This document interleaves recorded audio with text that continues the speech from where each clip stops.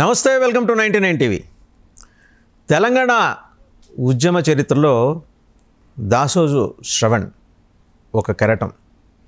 అంటే ఉప్పొంగే తరంగాల మధ్య నుంచి లేచి వచ్చిన కెరటం.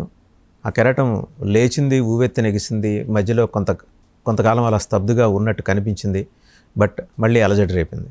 దాసోజు శ్రవణ్ ఈరోజు బీఆర్ఎస్ ఎమ్మెల్సీగా ప్రమాణ స్వీకారం చేసిన తర్వాత మన స్టూడియోకి వచ్చారు. 18 ఏళ్ల పొలిటికల్ జర్నీ. చిన్న చితక ఛాలెంజెస్ కాదు, పెద్ద పెద్ద ఛాలెంజెస్ ఆయన ఫేస్ చేసింది. సాఫ్ట్వేర్ నిపుణుడిగా హార్డ్వేర్ని చూశారు, పొలిటికల్ హార్డ్వేర్ని చూశారు. అలాగే బేసిక్గా మంచి రైటర్ ఆయన. దాంతోపాటు సినిమా ప్రొడ్యూసర్, ఒక సినిమాకి నిర్మాణ సారథ్యం వహించారు. అండ్ కళల పట్ల మంచి తృష్ణ ఉన్న వ్యక్తి. ఉద్యమాన్ని చాలా దగ్గర నుంచి చూశారు.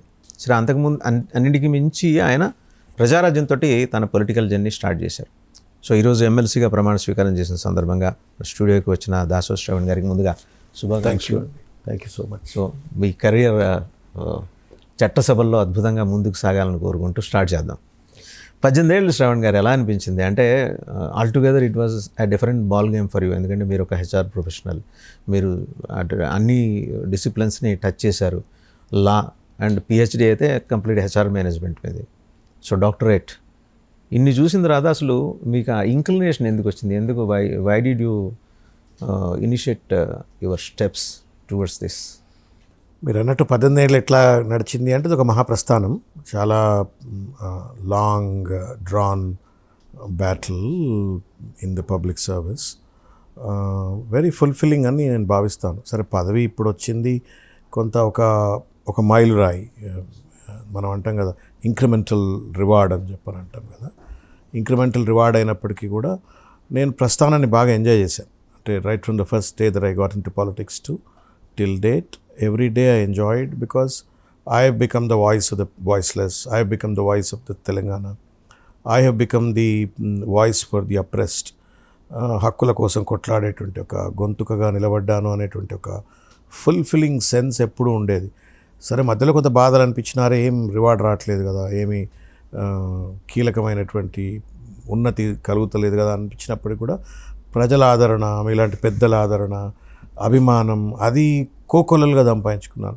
10 టర్మ్స్ ఎమ్మెల్యేలు చేసిన వాళ్ళు కానీ, 4-5 సార్లు మంత్రులు చేసిన వాళ్ళు కానీ, వాళ్ళతో సమానం, వాళ్ళకంటే ఎక్కువ అనను కానీ వాళ్ళతో సమానమైనటువంటి ప్రజా ప్రాబల్యాన్ని, ప్రజల ప్రేమను, ఆదరణను ఈ 18 సంవత్సరాలు. దట్ ఈస్ ట్రూ అండి. You are the most noticeable and popular leader across the party lines. And I mean, అదృష్టం, అది దేవుడు అదృష్టం కావచ్చు. అన్ని పార్టీల్లో కూడా, అంటే బికాజ్ వ్యక్తిగతంగా నేను పెద్ద విమర్శల కంటే కూడా వ్యవస్థల మీద లేకపోతే సమస్యల మీద మాత్రమే కొట్లాడినవాడిని కాబట్టి, అది కూడా ప్రజల కోరను, అదే మిమ్మల్ని జనానికి దగ్గర చేసింది. So that way I think I was blessed by God, blessed by people who are also gods and democracy. So అది దట్స్ హౌ. మీరు కెరటం గురించి చెప్తే నాకు గుర్తొస్తుంది. నేను చదువుకునేటప్పుడు కానీ తర్వాత కూడా చెప్పేవాళ్ళం, నాకు కెరటం అంటే చాలా గౌరవం. కెరటం ఎగిసినందుకు కాదు, ఎగిసి పడి మళ్ళీ లేచినందుకు అని చెప్పని. అట్లా ఈ 18 సంవత్సరాల్లో కొన్ని వందల వేల సార్లు ఎగిసి మళ్ళా పడి, మళ్ళా లేచి, మళ్ళా పడి, అట్లా the journey is going on. Because ఎక్కడ కూడా గివ్ అప్ చేయాలి. I have not, because I have chosen to be in politics. It is not something that is. Who prompted అండి మిమ్మల్ని ఇటువైపు రాజకీయాల్లోకి అడుగు పెట్టాలన్న ఆకాంక్ష మీలో రగిల్చింది ఎవరు? అంటే రైట్ ఫ్రమ్ చైల్డ్హుడ్ కొంత సోషల్ సెన్సిటివిటీతో పెరిగినటువంటి వాడిని. Very early age of my life I was attracted to Rashtriya Swayam Sevak Sangh. Then subsequently I was associated with Akhil Bharatiya Vidyarthi Parishad. I was ప్రార్థనా ప్రముఖ్, స్వయం సేవక్, ప్రార్థనా ప్రముఖ్, ముఖ్య శిక్షక్. Then later I was the state committees for ABVP. Then I was General Secretary, Usman University, elected General Secretary, Usman University. So active student life, బాల్యంలో సంఘంతో association, ఇవన్నీ కూడా కొంత సామాజిక చింతన. దీంతోపాటు నా ఇంట్లో my father is the biggest inspiration. Is not a politician, he was an ordinary modest lower middle class government employee. But then ఎప్పుడూ ఒక తృష్ణ ఆయనకు, మనం పబ్లిక్ సర్వీస్ చేయాలా, మానవ సేవ, మాధవ సేవ, వివేకానందుడు అన్నట్టుగా ask nothing, want nothing, you do what ever you can do, you give what ever you can do, and it will come back to you in 1000-fold అని వివేకానందుడి సిద్ధాంతాలు చెప్పటం. ఇవి కొంత ఇన్స్పైర్ చేసినాయి. పబ్లిక్ లైఫ్లో ఉంటే మనం ఫుల్ఫిల్లింగ్గా ఉంటుంది, మనం బతకడం కాదు 10 మందిని బతికించాలా అనేటువంటి ఒక భావన బలంగా నాలో చిన్నప్పటి నుండి ఇన్గ్రెయిన్ అయినటువంటిది. కొంత పేట్రియాటిక్ సాంగ్స్ అన్నా, పేట్రియాటిక్ స్టోరీస్ అన్నా, పేట్రియాటిక్ మూమెంట్స్లో పనిచేసిన వాళ్ళన్నా కొంత ఇంట్రెస్ట్గా చూసేవాడిని, వినేవాడిని. సో అట్లా విద్యార్థి ఉద్యమాల్లో పనిచేసిన తర్వాత పాలిటిక్స్లోకి రావాలని ఉండే. ఏబీవీపీలో ఉండగా మీరు had ever been to meet the top people అండి? అంటే లైక్ అప్పట్లో మీకు అవకాశం ఉండుంటుంది అద్వానీ గారిని, వాజ్పేయి గారిని దగ్గర నుంచి. అద్వానీ గారిని కలిసాము. ఇప్పుడు జగత్ప్రకాష్ నడ్డా గారు, అప్పుడు మేము యూనివర్సిటీలో పనిచేస్తున్నప్పుడు ఆయన కూడా విద్యార్థి పరిషత్ ఆల్ ఇండియా జనరల్ సెక్రటరీ ఏదో ఉంటుండే అప్పుడు ఆయన. సో అట్లా ఆయనను కలిసినాము. జైట్లీ గారు, చనిపోయిన జైట్లీ గారు, వీళ్ళందరితో అసోసియేషన్ ఉండేది. సో అట్లా పాలిటిక్స్లోకి అప్పుడే వెళ్ళాలని ఉండే. కాకపోతే ఏంటంటే I'm also the one who has experienced the practical implements in politics. Student లైఫ్లోనే కొన్ని ఇబ్బందులు ఎదుర్కొన్నవాడిని, maybe because of my social background or maybe because of various other reasons ఎదుర్కొన్నవాడిని. కాబట్టి మనకు గాడ్ ఫాదర్ లేకపోతే విపరీతమైనటువంటి ఒక ధనబలము, తర్వాత గాడ్ ఫాదర్ అది మీకు ఎలా లేదు కాబట్టి ఇక పాలిటిక్స్ పోలేము. అందుకని చెప్పని though I did MBA, I comfortably would have got into the corporate sector. Then I chose to get into academics. అప్పుడు ప్రొఫెసర్ హరగోపాల్, ప్రొఫెసర్ శేషగిరి రావు, ప్రొఫెసర్ మనోహర్ రావు వీళ్ళంతా కూడా ఏంటి అంటే ప్రొఫెసర్స్ అయి ఉంటూ కూడా సమాజం పట్ల, ప్రజల పట్ల హక్కుల పోరాటం చేస్తున్నటువంటి వాళ్ళు. సో అట్లా మనం కూడా ఉండొచ్చు. పాలిటిక్స్ ఎట్లా పోలేము, మనం పెద్ద కులాల్లో పుట్టలేదు, పెద్ద ఫ్యామిలీస్లో పుట్టలేదు. నేను అవుతానండి ఈ విషయంలో. పెద్ద కులం చిన్న కులం ఏం లేదు, సామాజిక మ్యాటర్ ఆఫ్ పర్సెప్షన్. చాలా మంది ఉంటారు అగ్రవర్ణాలు లేవు, ఇతర కులాలు అంతే. అంటే it's a matter of perception. ఎవరైతే మీరు అన్నది వాస్తవం, ఎవరైతే వృత్తి కులాలు ఉంటాయి, ఇప్పుడు ఉత్పత్తి కులాలు అంటాం వాటిని, they are the productive caste, వాళ్ళే అగ్రవర్ణాలు. కాకపోతే ఏంటంటే సమాజంలో the contradictions of the society ఏంటి అంటే ఎవరి చేతిలో అయితే రాజ్యాధికారం ఉంటుందో, ఎవరి చేతిలో అయితే భూమి ఉంటుందో, ఎవరి చేతిలో అయితే ధనం ఉంటుందో, they are considered to be the so called upper classes. So what are the reasons? So politics is not certainly a game of middle class, certainly not a game of the backward classes. ఇవన్నీ experience చేసిన తర్వాత then I chose not to get in to industry, though it was very highly rewarding. బాగా డబ్బులు ఎక్కువ జీతం వచ్చేటుంటే కదా అని అయినప్పటికీ కూడా దాన్ని వదిలిపెట్టి then I chose to get in to academics, started career with administrative staff college. అట్లా 18 ఏళ్ళు పనిచేసిన తర్వాత పవన్ కళ్యాణ్ రూపంలో, మీరు ప్రాంప్ట్ ఎవరు అంటే చెప్తా ఉన్నా, పవన్ కళ్యాణ్ రూపంలో మళ్ళీ నా ఎదురుగా పొలిటికల్ ఆపర్చునిటీ నిలబడ్డది. And he happen to be closely known to me then through one of my friends. దాంతో అట్లా రాజకీయ అరంగేట్రం, అంటే ప్రత్యక్షంగా విద్యార్థి ఉద్యమాలు అవన్నీ పక్కకు పెడితే ఆఫ్టర్ 18 years ఆఫ్ మీకు ఎలా అనిపించింది? అప్పటి వరకు మీరు ఒక పొలిటికల్ ఇంక్లినేషన్లో ఉన్నారు, అంటే మీరు though your not part of BJP, ABVP తోటి మీకు సాన్నిధ్యం బలంగా ఉండింది. ఒకసారిగా వీళ్ళ ideology, Prajarajyam ideology something different to that of BJP. అట్లే అంటే నేను గమ్మత్ ఏంటంటే చాలా, అంటే మేము అట్లా పనిచేసినాం, ఇప్పుడు ఎట్లా ఉందో తెలియదు. Vidyarthi Parishad never worked as a subservient to BJP. Okay, అప్పట్లో వెరీ స్ట్రాంగ్లీ ఇండిపెండెంట్ విద్యార్థి సంస్థ.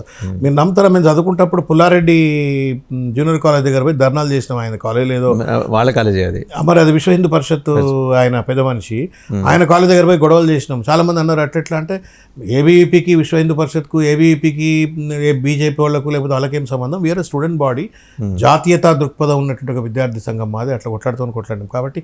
బట్ ఇప్పుడు ఏదో కొంత అట్లా అంటే సంఘపరమైన నియంత్రణ ఉన్నప్పటికీ కూడా కొంత ఇండిపెండెంట్ థింకింగ్ విద్యార్థి సంఘంగా పనిచేసిన వాళ్ళు.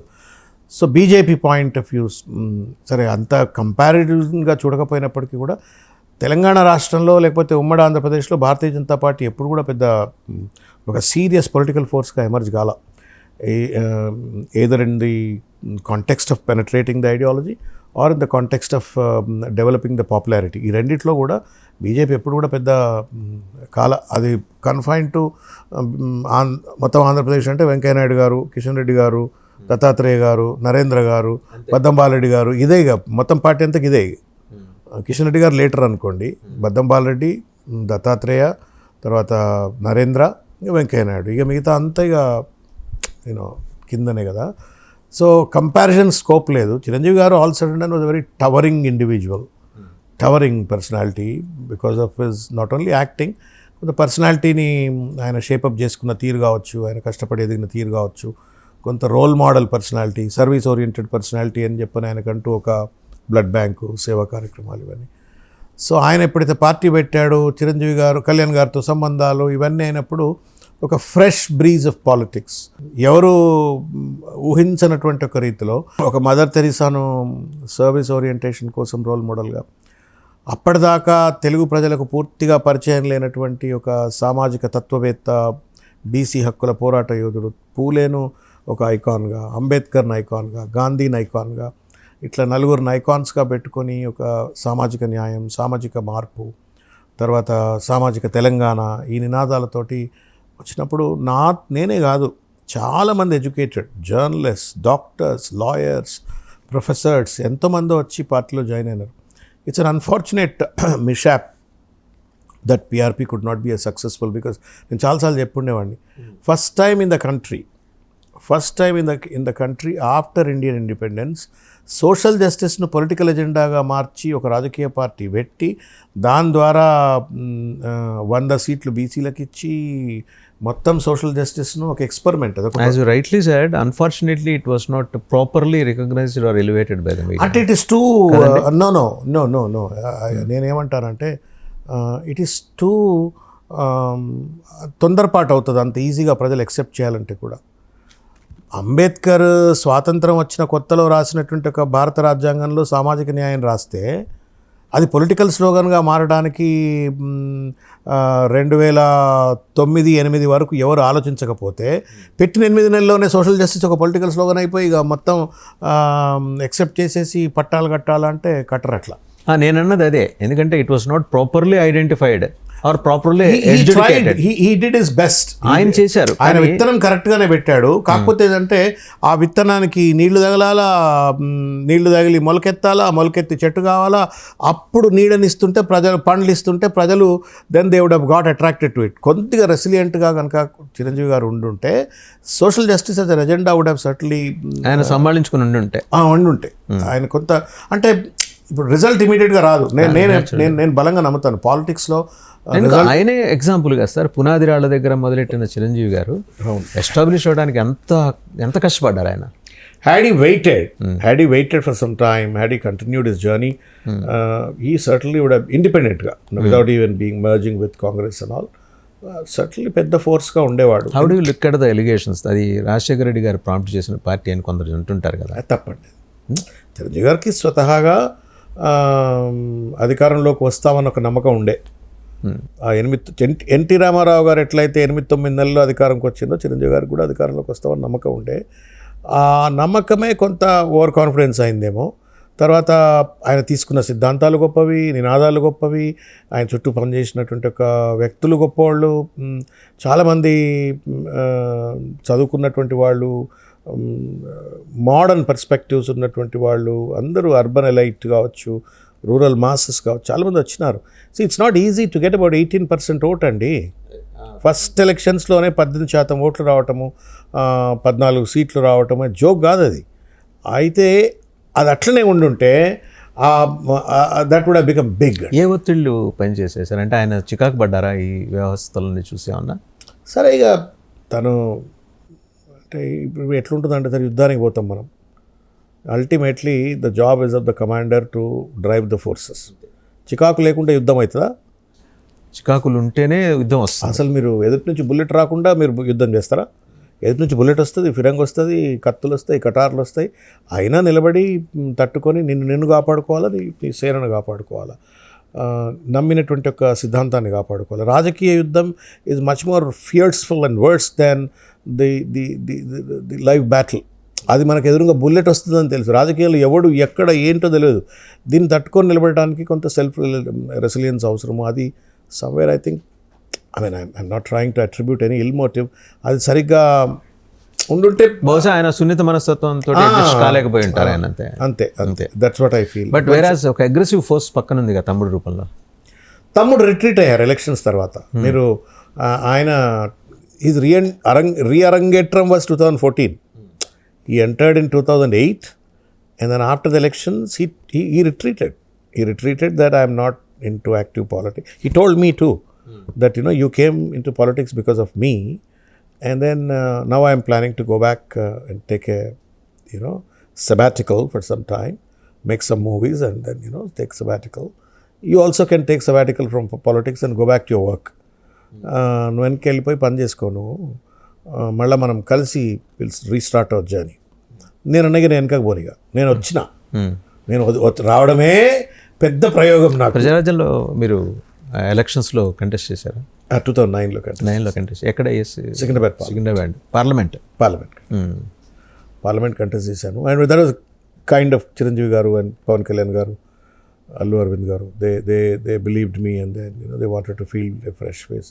చాలామంది అప్పుడు అన్నారు, అరే కొత్త పిల్లగాడు గిరకెక్కడ టికెట్ ఇస్తారు అదే అన్నారు. But then I did my best. 1,00,000 ఓట్ల పైచిలకు ఓట్లు వచ్చినాయి. తక్కువేం కాదండి, తక్కువేం కాదు, ఫ్రెష్గా తక్కువ కాదు, కొంత అగ్రెసివ్గా. ఈ నేను కులవన్ని కానీ సంపన్న వర్గాల ఆధిపత్యం మీద ధిక్కార స్వరం వినిపిస్తూ 1,00,000 ఓట్లు తెచ్చుకోవడం అంటే సామాన్య విషయం కాదు. అది కూడా చెప్తున్నా కదా నేను, భగవంతుండయ ప్రజలు ఆదరించిండ్రు, మీడియా ఆదరించింది. Whenever I spoke, media took it as a serious this thing. నాతో media engaged me and media made sure that my voice is reached to the people. So that has resulted in, అందుకే PRP నుండే నాకు media పరమైనటువంటి visibility వచ్చింది. Even Delhi లెవెల్లో కూడా ఏంటంటే మీరు పిఆర్పి ప్రతినిధి కానీ పిఆర్పి నాయకుడు కానీ ఢిల్లీ మీడియాకి దగ్గరగా. అవును. ఆ తర్వాత అంటే సరే మీరు నెక్స్ట్ ఇమీడియట్గా టీఆర్ఎస్లోకి వచ్చినట్టున్నారు. అంటే కళ్యాణ్ గారు మాట్లాడిన తర్వాత మీరు పొలిటికల్ జర్నీ కంటిన్యూ చేద్దాం అనుకున్నారు. నేను I didn't want to go back. నేను చెప్పాను కూడా వారికి, నేను now I will not go back. Now I will be with Chiranjeevi garu, అన్నయ్యతో ఉంటా నేను. Come what may, I will stay with him and then I will be shadow, I will work with him and then will see that the PRP revives and then comes back to power. దురదృష్టం ఏంటంటే ఆయన ఆయన చుట్టూ ఉన్న శక్తులు కొన్ని, అప్పుడు ఆయన భూమా నాగిరెడ్డి గారు భార్య, కొంతమంది ఉండే వాళ్ళంతా, తర్వాత విద్యాధర్ రావు గారు, వీళ్ళంతా కొంతమంది మెర్జ్ అయిపోతే బాగుండు అనే ఒక భావనను ఆయనకి ఎక్కడో చొప్పించినారు. That I can't run the show, merge అయితే బాగుంటుంది అని. ఆ మెర్జ్ కావడము, దాంతోపాటు మెర్జర్ కంటే ముందే తెలంగాణకు వ్యతిరేకమైన నిర్ణయం తీసుకోవటం, సామాజిక తెలంగాణ అనే ఒక నినాదాన్ని పెట్టుకున్నారు. అప్పటికి ఉన్నది వాళ్ళ ఎజెండాలో ఉన్నది, సిరిసిల్లలో ప్రకటించి ఇన్ కాంట్రాస్ట్ టు దట్ ఇంకో నిర్ణయం తీసుకున్నారు. తెలంగాణలో పెద్ద ఎత్తున సామాజిక తెలంగాణ నమ్మి మీరు చుట్టూ తిరిగినారు, పార్టీలో జాయిన్ అయినారు, ఆ నినాదాలు ఎత్తుకొని పనిచేసినారు. సోషల్ జస్టిస్ అంటేనే చిన్న రాష్ట్రాలు, తెలంగాణ ఏర్పాటు అంటే సోషల్ జస్టిస్ అంటే చిన్న రాష్ట్రాలు. The very identity and the ideology of the party is based on the principle of social justice. అంటే తెలంగాణ స్టేట్, అది కూడా మళ్ళీ కొత్తగా సామాజిక తెలంగాణ తీసుకున్నారు. అంటే సబ్బండ వర్గాల తెలంగాణ కావాలని చెప్పిండ్రు. ఆయనే చెప్పిన తర్వాత ఆయన మీద ఏం దయ్యం గుసబెట్టిండ్రో తెలియదు పాపం. ఆయనను ఏమంటే చంద్రబాబు నాయుడు ఆయన ఆడుతున్నాడు, డబుల్ గేమ్ ఆడుతున్నాడు. అప్పుడు ఇక్కడ నీళ్ళు నెగేస్తున్నాడు, అక్కడ వాళ్ళు నెగేస్తున్నాడు, రెండు వర్గాలు నెగేస్తున్నాడు. ఆయన ఎగేస్తున్న సందర్భంలో ఆయనకి ఏం చెప్పిండ్రు అంటే, చిరంజీవి గారికి చుట్టూ ఉన్న శక్తులు ఏం చెప్పినాయో తెలియదు. ఆయనకేంటంటే చంద్రబాబు నాయుడు సమైక్యాంధ్ర నిర్ణయం తీసుకునే కంటే ముందే నేను తీసుకొని ఉండాలా, సో దట్ తెలంగాణ వచ్చేస్తుంది, Telangana is going to be a reality. Chidambaram ప్రకటన అంటే జోక్ కాదు కదా. హోమ్ మినిస్టర్ ప్రకటించిండు, ఇక తెలంగాణ వస్తుంది, ఒకరోజు అటో ఇటు అయినా వస్తుంది. మనం సమైక్యాంధ్ర నినాదం తీసుకుంటే కనీసం ఆంధ్రప్రదేశ్లో మన అస్తిత్వాన్ని కాపాడుకుంటాము. సో నేను అక్కడ ఆంధ్రాలో ఒక బలమైన శక్తిగా, పొలిటికల్ ఫోర్స్గా ఉండొచ్చు అని. సమైక్యాంధ్ర అనుకున్నారా, జై ఆంధ్ర అనుకున్నారా? జయాంధ్ర రెండు వేరు కదా. సమైక్యాంధ్ర అంటే మళ్ళీ ఆంధ్ర, నాట్ సమైక్యాంధ్ర, ప్రత్యేక సమైక్యాంధ్ర నినాదము, కానీ అంతర్లీనంగా ఉన్న ఎజెండా ఆంధ్రాకి నేను న్యాయంగా ఆంధ్రాకి నేను. చిరంజీవి గారు నాతో కూడా అన్నారు, తెలంగాణ అయిపోతుంది, ఇట్స్ గోయింగ్ టు హ్యాపెన్. నా మనం అక్కడ సరే మేమంతా వద్దన్నాం. అరే అయ్యేదాకా చూద్దాం, తొందర ఎందుకు పడుతున్నారు మీరు, ఆయన లెక్కనే మమ్మల్ని కూడా వదిలిపెట్టండి, వాళ్ళు మాట్లాడతారు, మేము మాట్లాడుకుంటాం, you don't need to really worry about it అని చెప్పినాం. కానీ ఎందుకో తను సీరియస్గా he was incline to disengage himself from Telangana. అది అది అది కొంత మాకు బాధ కలిగించిన. బట్ ఆయన డైరెక్ట్ బ్యాటింగ్ గ్రౌండ్ తెలంగాణ. అంతే కదా, నిజాం ఆయన biggest revenue generation was from. సరే అవన్నీ పక్కకు పెడితే కూడా మిమ్మల్ని నమ్మి కోట్ల మంది ఇక్కడ ఓట్లు వేసిండ్రు, నాయకులు వచ్చిండ్రు, వాళ్ళందరూ ఒకటేసారి అనాథలు అయిపోతారు కదా.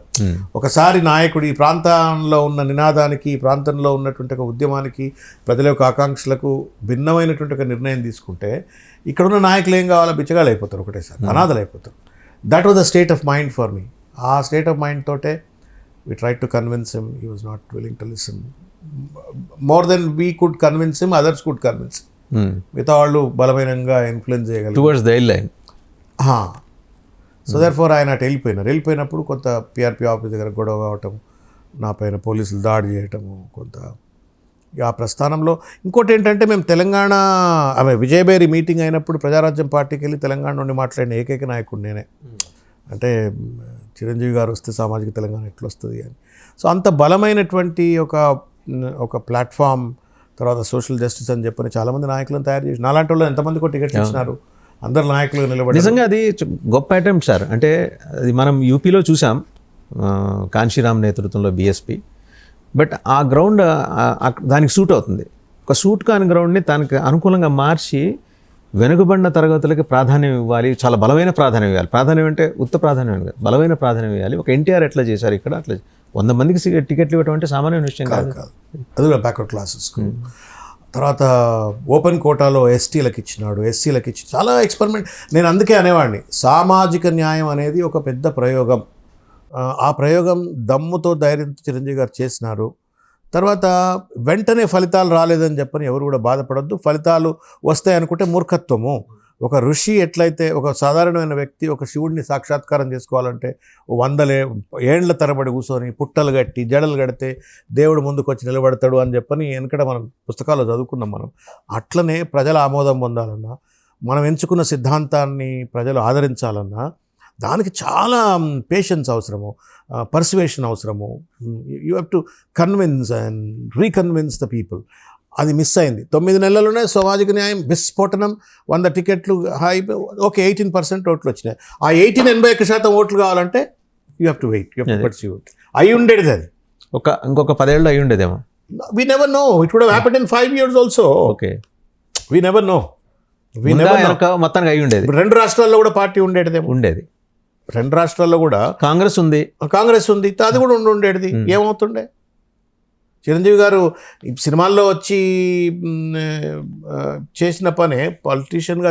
అంటే బేసికలీ ఏంటంటే ఆయన సున్నితమైన మనసు. మీరు అన్నట్టుగా ఇప్పుడు పాలిటిక్స్లో ఏంటి బాధ్యత లేనట్టుంటాడు, ఎవరు పడితే ఏది పడితే అది. పర్టికులర్లీ నా in the light of social media ఆయన తట్టుకొని ఉండేవాడు కాదేమో బహుశా, because of his basic sensitivity and all that. But whatever. But I think he certainly remains in the history, even in politics. Someone who has experimented social justice. Someone who believed in Phule. Phuleను ఒక political ఐకాన్గా తెలంగాణలో, ఆంధ్రప్రదేశ్లో పరిచయం చేసిన వ్యక్తి. కాబట్టి I think he remains in the history, but as a history of failure. Pawan Kalyan గారితో మీ అసోసియేషన్? కళ్యాణ్ గారితో నేను చెప్పా కదా, నా ఫ్రెండ్ ఉండేవారు మన శరత్ మరార్ అని, మేము బ్యాచ్మేట్స్ ఎంబీఏలో. ఆయన మళ్ళీ మేము ఇద్దరం అడ్మినిస్ట్రేటివ్ స్టాఫ్ కాలేజ్ ఆఫ్ ఇండియాలో కలిసి పనిచేసినాం. One of my very very close friends even now. ఆయన ప్రొడ్యూసర్, కాటమరాయుడు అని, గబ్బర్ సింగ్ అని సినిమాలు. మీరు కూడా ప్రొడ్యూసర్ కదా? నేను కూడా ప్రొడ్యూసరే. నేను కూడా ప్రొడ్యూస్ చేశాను. We tried to make a career in the film industry also. It did not work out. That's a different story. So Sharath Marar ద్వారా పవన్ కళ్యాణ్ గారితో పరిచయము, పవన్ కళ్యాణ్ గారితో సాన్నిహిత్యం, పవన్ కళ్యాణ్ గారు విద్యార్థి ఉద్యమాల మీద సినిమా తీయాలనుకోవటము, దానిపైన చర్చలు చేయటము, అదే టైంలో కామన్ మ్యాన్ ప్రొటెక్షన్ ఫోరం, తర్వాత ఆయనకు అట్లాగా క్లోజ్గా ప్రజారాజ్యం ఉద్భవం, ఆ యూత్ అఫైర్స్ను వాటన్నిటిని కూడా కోఆర్డినేట్ చేయటము. One fine day he requested, come on man, give me your 8 months of time. 8 months, just give me your 8 months. You're anyway working part time now for me, make it full time, 8 months, let's make a change to this world, సమాజాన్ని మారుద్దాం, రాజకీయాన్ని మారుద్దాం రా అంటే నేను వెళ్ళి సత్యం కంపెనీలో resign చేశాను. Resign చేసి అట్లా భగవంతుడిగా అట్లా నెట్టుకుంటే ఇక్కడ తీసుకొచ్చాడు. రైట్, అక్కడి నుంచి అండి మీరు సరే ప్రజారాజ్యం ఇక్కడి నుంచి మెరిజ్ అయిపోయిన తర్వాత ఆ లైన్ తోటి సరే మీకు ముందరే అవగాహన ఉంటుంది కాబట్టి ఇంకా ఉద్యమ పార్టీని ఎంచుకున్నారు, మీరు టీఆర్ఎస్ని ఎంచుకున్నారు. టీఆర్ఎస్ అనేది తెలంగాణ ఉద్యమం అనేది is an integral part of our lives అండి. ఇవాళ అంటే అది అప్పుడే అని కాదు, చిన్నప్పటి నుండి మేము తెలంగాణకు జరుగుతున్న అన్యాయాలు, తెలంగాణ పట్ల జరిగిన వివక్ష, దోపిడీ, తర్వాత అన్యాయం గురించి కొంత అవగాహన ఉన్నటువంటి వాళ్ళం, బాధితులం. మా ఫాదర్ గవర్నమెంట్ ఎంప్లాయీ, మీకు చెప్పే కదా, ఫాదర్ గవర్నమెంట్ ఎంప్లాయీ ఉంటూ చాలాసార్లు చెప్పేవాడు అనమాట. హౌ సెక్రటేరియట్ కానీ, హెడ్ ఆఫ్ ది డిపార్ట్మెంట్స్ కానీ, కంప్లీట్ ఆంధ్ర ప్రాంతానికి సంబంధించిన వాళ్ళు 99.9% ఉంటారు. ఉన్నటువంటి స్టాఫ్ అంతా కూడా అటెండర్లు ఎట్లుంటారు, ఇవన్నీ మేము చిన్నప్పటి నుండి చెవులలో. ఆ వ్యత్యాసాలు మీరు మీ కళ్ళెట చూసారండి? ఆఫ్ కోర్స్ ఇవాళ మీరు ఉమ్మడి ఆంధ్రప్రదేశ్లో సెక్రటరియట్ లేకపోతే మీకు తెలంగాణ 10% ఉండకపోయేదండి. అంత కూడా లేరు అనుకుంటారు, అంత కూడా ఉండరు. హెచ్ఓడీస్కి పోతే 10% ఉండరు, వాటర్స్ రావు, రిసోర్స్ షేరింగ్ రాదు. You tell me now, how come a state in 2014 suddenly becomes an affluent state and అన్ని రంగాలలో అభివృద్ధికి అవసరమైనటువంటి ఒక వనరులు ఎట్లా అందుబాటులోకి వస్తాయి? ఉమ్మడి ఆంధ్రప్రదేశ్లో వనరులు ఎందుకు అందుబాటులో రావు? వెరీ ట్రూ అండి. అంటే విజిబుల్ డెవలప్మెంట్ అయితే చూస్తుంది, ఎక్స్పీరియన్స్ డెవలప్మెంట్ చూసాం, డెవలప్మెంట్ చూడడానికి visible development. Correct no, but దానికి బేస్ అయినటువంటి ఒక రిసోర్స్ అయితే అందుబాటులో వచ్చాయి కదా. ఎందుకు వచ్చాయి? స్టేట్ ఫార్మేషన్లో వచ్చినాయి. స్టేట్ కాకముందు ఎక్కడ పోయినాయి రిసోర్స్ అన్ని? రాష్ట్రం రాకముందు ఆ బడ్జెట్ ఎక్కడ పోయింది?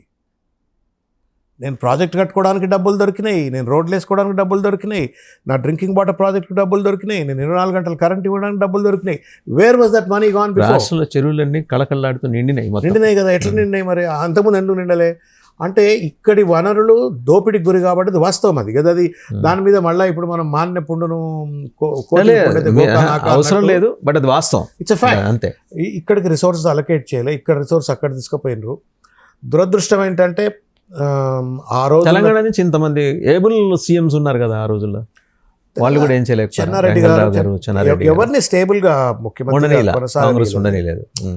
వెంగళరావు కొన్ని రోజులు, ఇద్దరు కూడా సమర్థులైన ముఖ్యమంత్రులు. అయినా they were never allowed to be functioning stable. Anjaiah garu ఎవరిని స్టేబుల్ గా పనిచేయలేదండి. ఆంధ్ర మీడియా కావచ్చు, ఆంధ్ర పాలక వర్గాలు కావచ్చు, పొలిటికల్ ఎంటిటీస్ కావచ్చు, తెలంగాణ లీడర్షిప్ను ఎంతసేపటికి కూడా ఒక పిగ్మీస్గా చూసినారు తప్ప they never allowed them to evolve as powerful personalities. ఎందుకండి వాళ్ళకి ఆంధ్రాలో ఉన్న నాయకులకి, నేను ఆంధ్ర వాళ్ళని, ఆంధ్రాలో ఉన్న ఆ నాయకులకి అంత భయం? కాదు, కొలనైజేషన్ ఆఫ్ తెలంగాణ కదా. తెలంగాణ ఇప్పుడు హైదరాబాద్, మీరు ఇప్పుడు ఇది జూబ్లీ హిల్స్ కదా, అంటే ఇది నేను మరీ చాలా లోతుకి జూబ్లీ హిల్స్ చుట్టూ అంతా వెళ్ళి తిరిగి చూద్దాం మనం. ఎన్ని ఇండ్లు తెలంగాణలో ఉంటాయి, ఎన్ని ఇండ్లు ఆంధ్రాలో ఉంటాయి? ఎందుకు అంటే one of the most affluent entity of the entire Telangana కదా. తెలంగాణ మొత్తానికి, నేను హైదరాబాద్ కూడా అంటలే, తెలంగాణ మొత్తానికి ఇది ఒక రత్నగర్భ.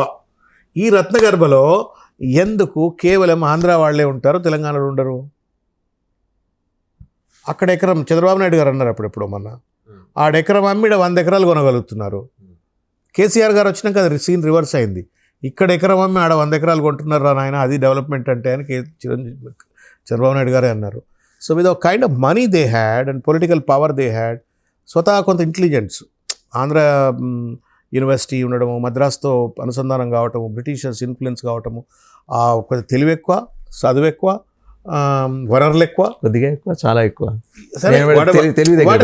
మేము it's not that I'm trying to undermine Telangana, but relatively they had better opportunities. ఆ బెటర్ ఆపర్చునిటీస్ తోటి సప్రెషన్ గురి చేయటము, ఇక్కడ ఆపర్చునిటీస్ రానియకపోవటము, ఇక్కడ నాయకులను ఎదగనియకపోవటము, ఇక్కడ సంపద అంతా బడ్జెట్ ఏమవుతుందో అని తెలియదు. ఇక్కడ సడన్గా యూనో మీరు ఎకనామిక్ డిస్పారిటీస్ కనుక చూసినట్టయితే, బడ్జెట్ డిస్ట్రిబ్యూషన్ చూసినట్టయితే, ఆ రోజుల్లో పెద్ద ఎత్తున సైఫనింగ్ టు ఆంధ్ర అవుతుంది, ఇక్కడ జరగకపోతుండే. సో వాటన్నిటికీ అవన్నీ తెలుసుకున్న వాళ్ళం because of our education in the university, because of being in the student movements, because of our family backgrounds. So therefore, it was like a natural walk for us into Telangana movement. అదృష్టం కొద్దీ కలిసి వచ్చే కాలానికి నడిచి వచ్చే కొడుకు వచ్చినట్టు కేసీఆర్ గారు రావటము, ఆయన తెలంగాణ ఉద్యమాన్ని 2001లో మొదలు పెట్టడము. బై ద టైమ్ పిఆర్పి టైంలోనే తెలంగాణ పీక్ మూమెంట్లో ఉంది. తర్వాత రాజశేఖర రెడ్డి దాన్ని చంపాలని ప్రయత్నం చేయటము, మూమెంట్ను చంపాలని, పార్టీని నామరూపాలు లేకుండా చేసే ప్రయత్నం చేయటము. తదనంతరం జరిగిన పరిణామ క్రమాలలో KCR has emerged as a phoenix bird. Chiranjeevi గారేమో పార్టీని వదిలిపెడితే బాగుండు అన్నటువంటి ఒక ఆలోచనలో ఉన్నారు. కేసీఆర్ గారేమో ఇది బూడిద అయిపోయింది పార్టీ, లైక్ ఫినిక్స్ అంతే కదా, లైక్ ఫీనిక్స్ లేస్తూ ఉన్నాడు. ఒక్కొక్క ఇంటర్వ్యూ, టీవీ ఇంటర్వ్యూ 10 సార్లు చూసేవాళ్ళు, రాత్రంతా కూర్చొని చూసేవాళ్ళు. ఏంది మనిషి ఇట్లా మాట్లాడుతున్నారు, ఇంత చైతన్యం భరుస్తున్నారు, ఇంత అగ్రెషన్. దాని తర్వాత సిద్దిపేట స్ట్రైక్, ఇవన్నీ పరిణామాల్లో. సో మేము కనుక తెలంగాణ ఉద్యమంలో ఉండకపోతే మేము ఈ జన్మకు చేసే తప్పు, ఈ ప్రాంతానికి చేసే ద్రోహం, స్వాతంత్ర పోరాటంలో లేము. ఎట్లా వందే మాత్రం అనలేదు మనం, తర్వాత ఉండొచ్చు కానీ ఉద్యమ కాలంలో ఆ టైంలో అనలేకపోయారు. ఇవాళ జై తెలంగాణ అంటే వందే మాత్రం అన్నట్టే, ఇవాళ తెలంగాణ ఉద్యమంలో ఉంటే స్వాతంత్ర పోరాటంలో ఉన్నట్టే. ఆ భావనతో, బలమైనటువంటి ఒక విశ్వాసంతో, నమ్మకంతో కేసీఆర్ గారు అంటే నడిచినాం. అదృష్టం, భగవంతుందయ, తెలంగాణ వచ్చిన తెలంగాణ కేసీఆర్ గారి నేతృత్వంలో అభివృద్ధి చెందింది. So we're happy and then we're looking at Telangana వచ్చి మీ అభిమాన నాయకుడి నేతృత్వంలో రాష్ట్రం ముందుకెళ్తుంటే దాసో Shravan as to why he wants to hide himself. I was not hidden, but I went into Congress at the time. నేను అన్నది అదే, ఇక్కడి నుంచి ఎందుకు అంటే నాకు అప్పుడు టికెట్ రావాలని అనుకున్నాను.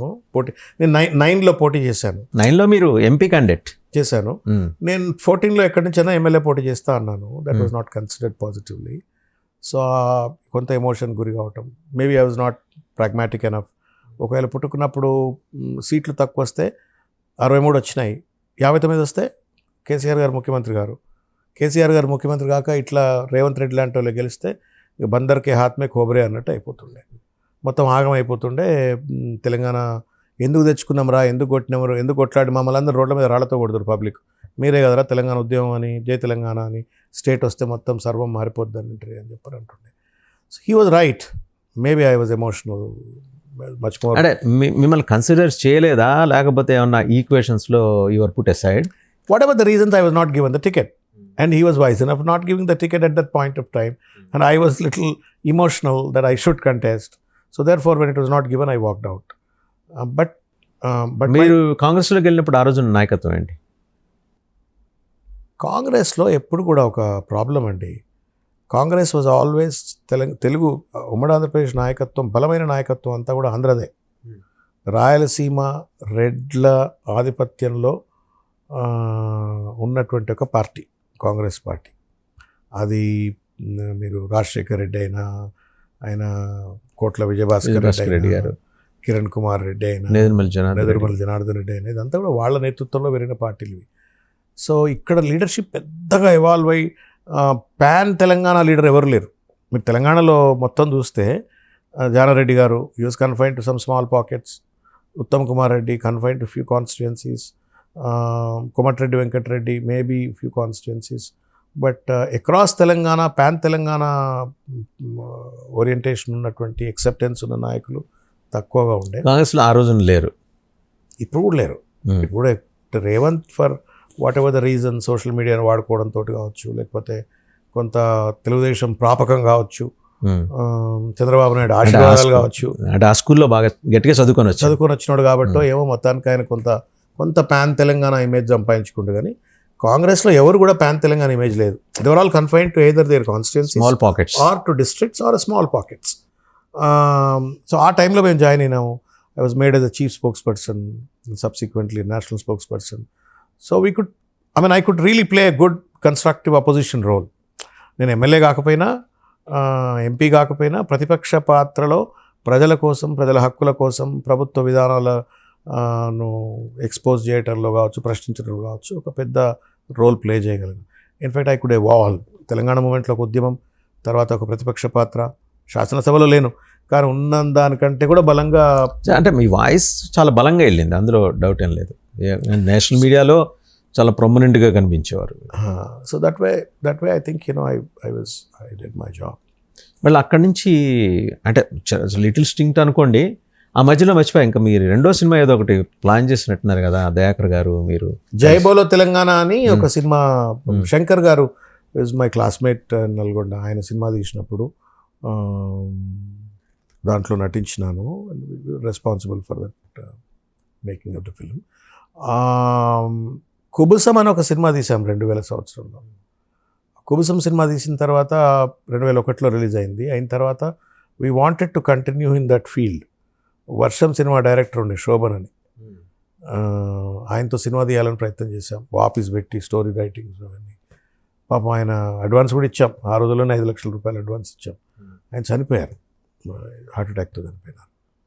తర్వాత సముద్రతో సినిమా ప్రయత్నం చేసినాం, ఆయనతో స్టోరీలు రాసాము. Some it also did not work out. So కొంత శ్రీయర్ గారితో ఏదో చేయాలని ప్రయత్నం చేసినాము, డిడ్ వర్కౌట్.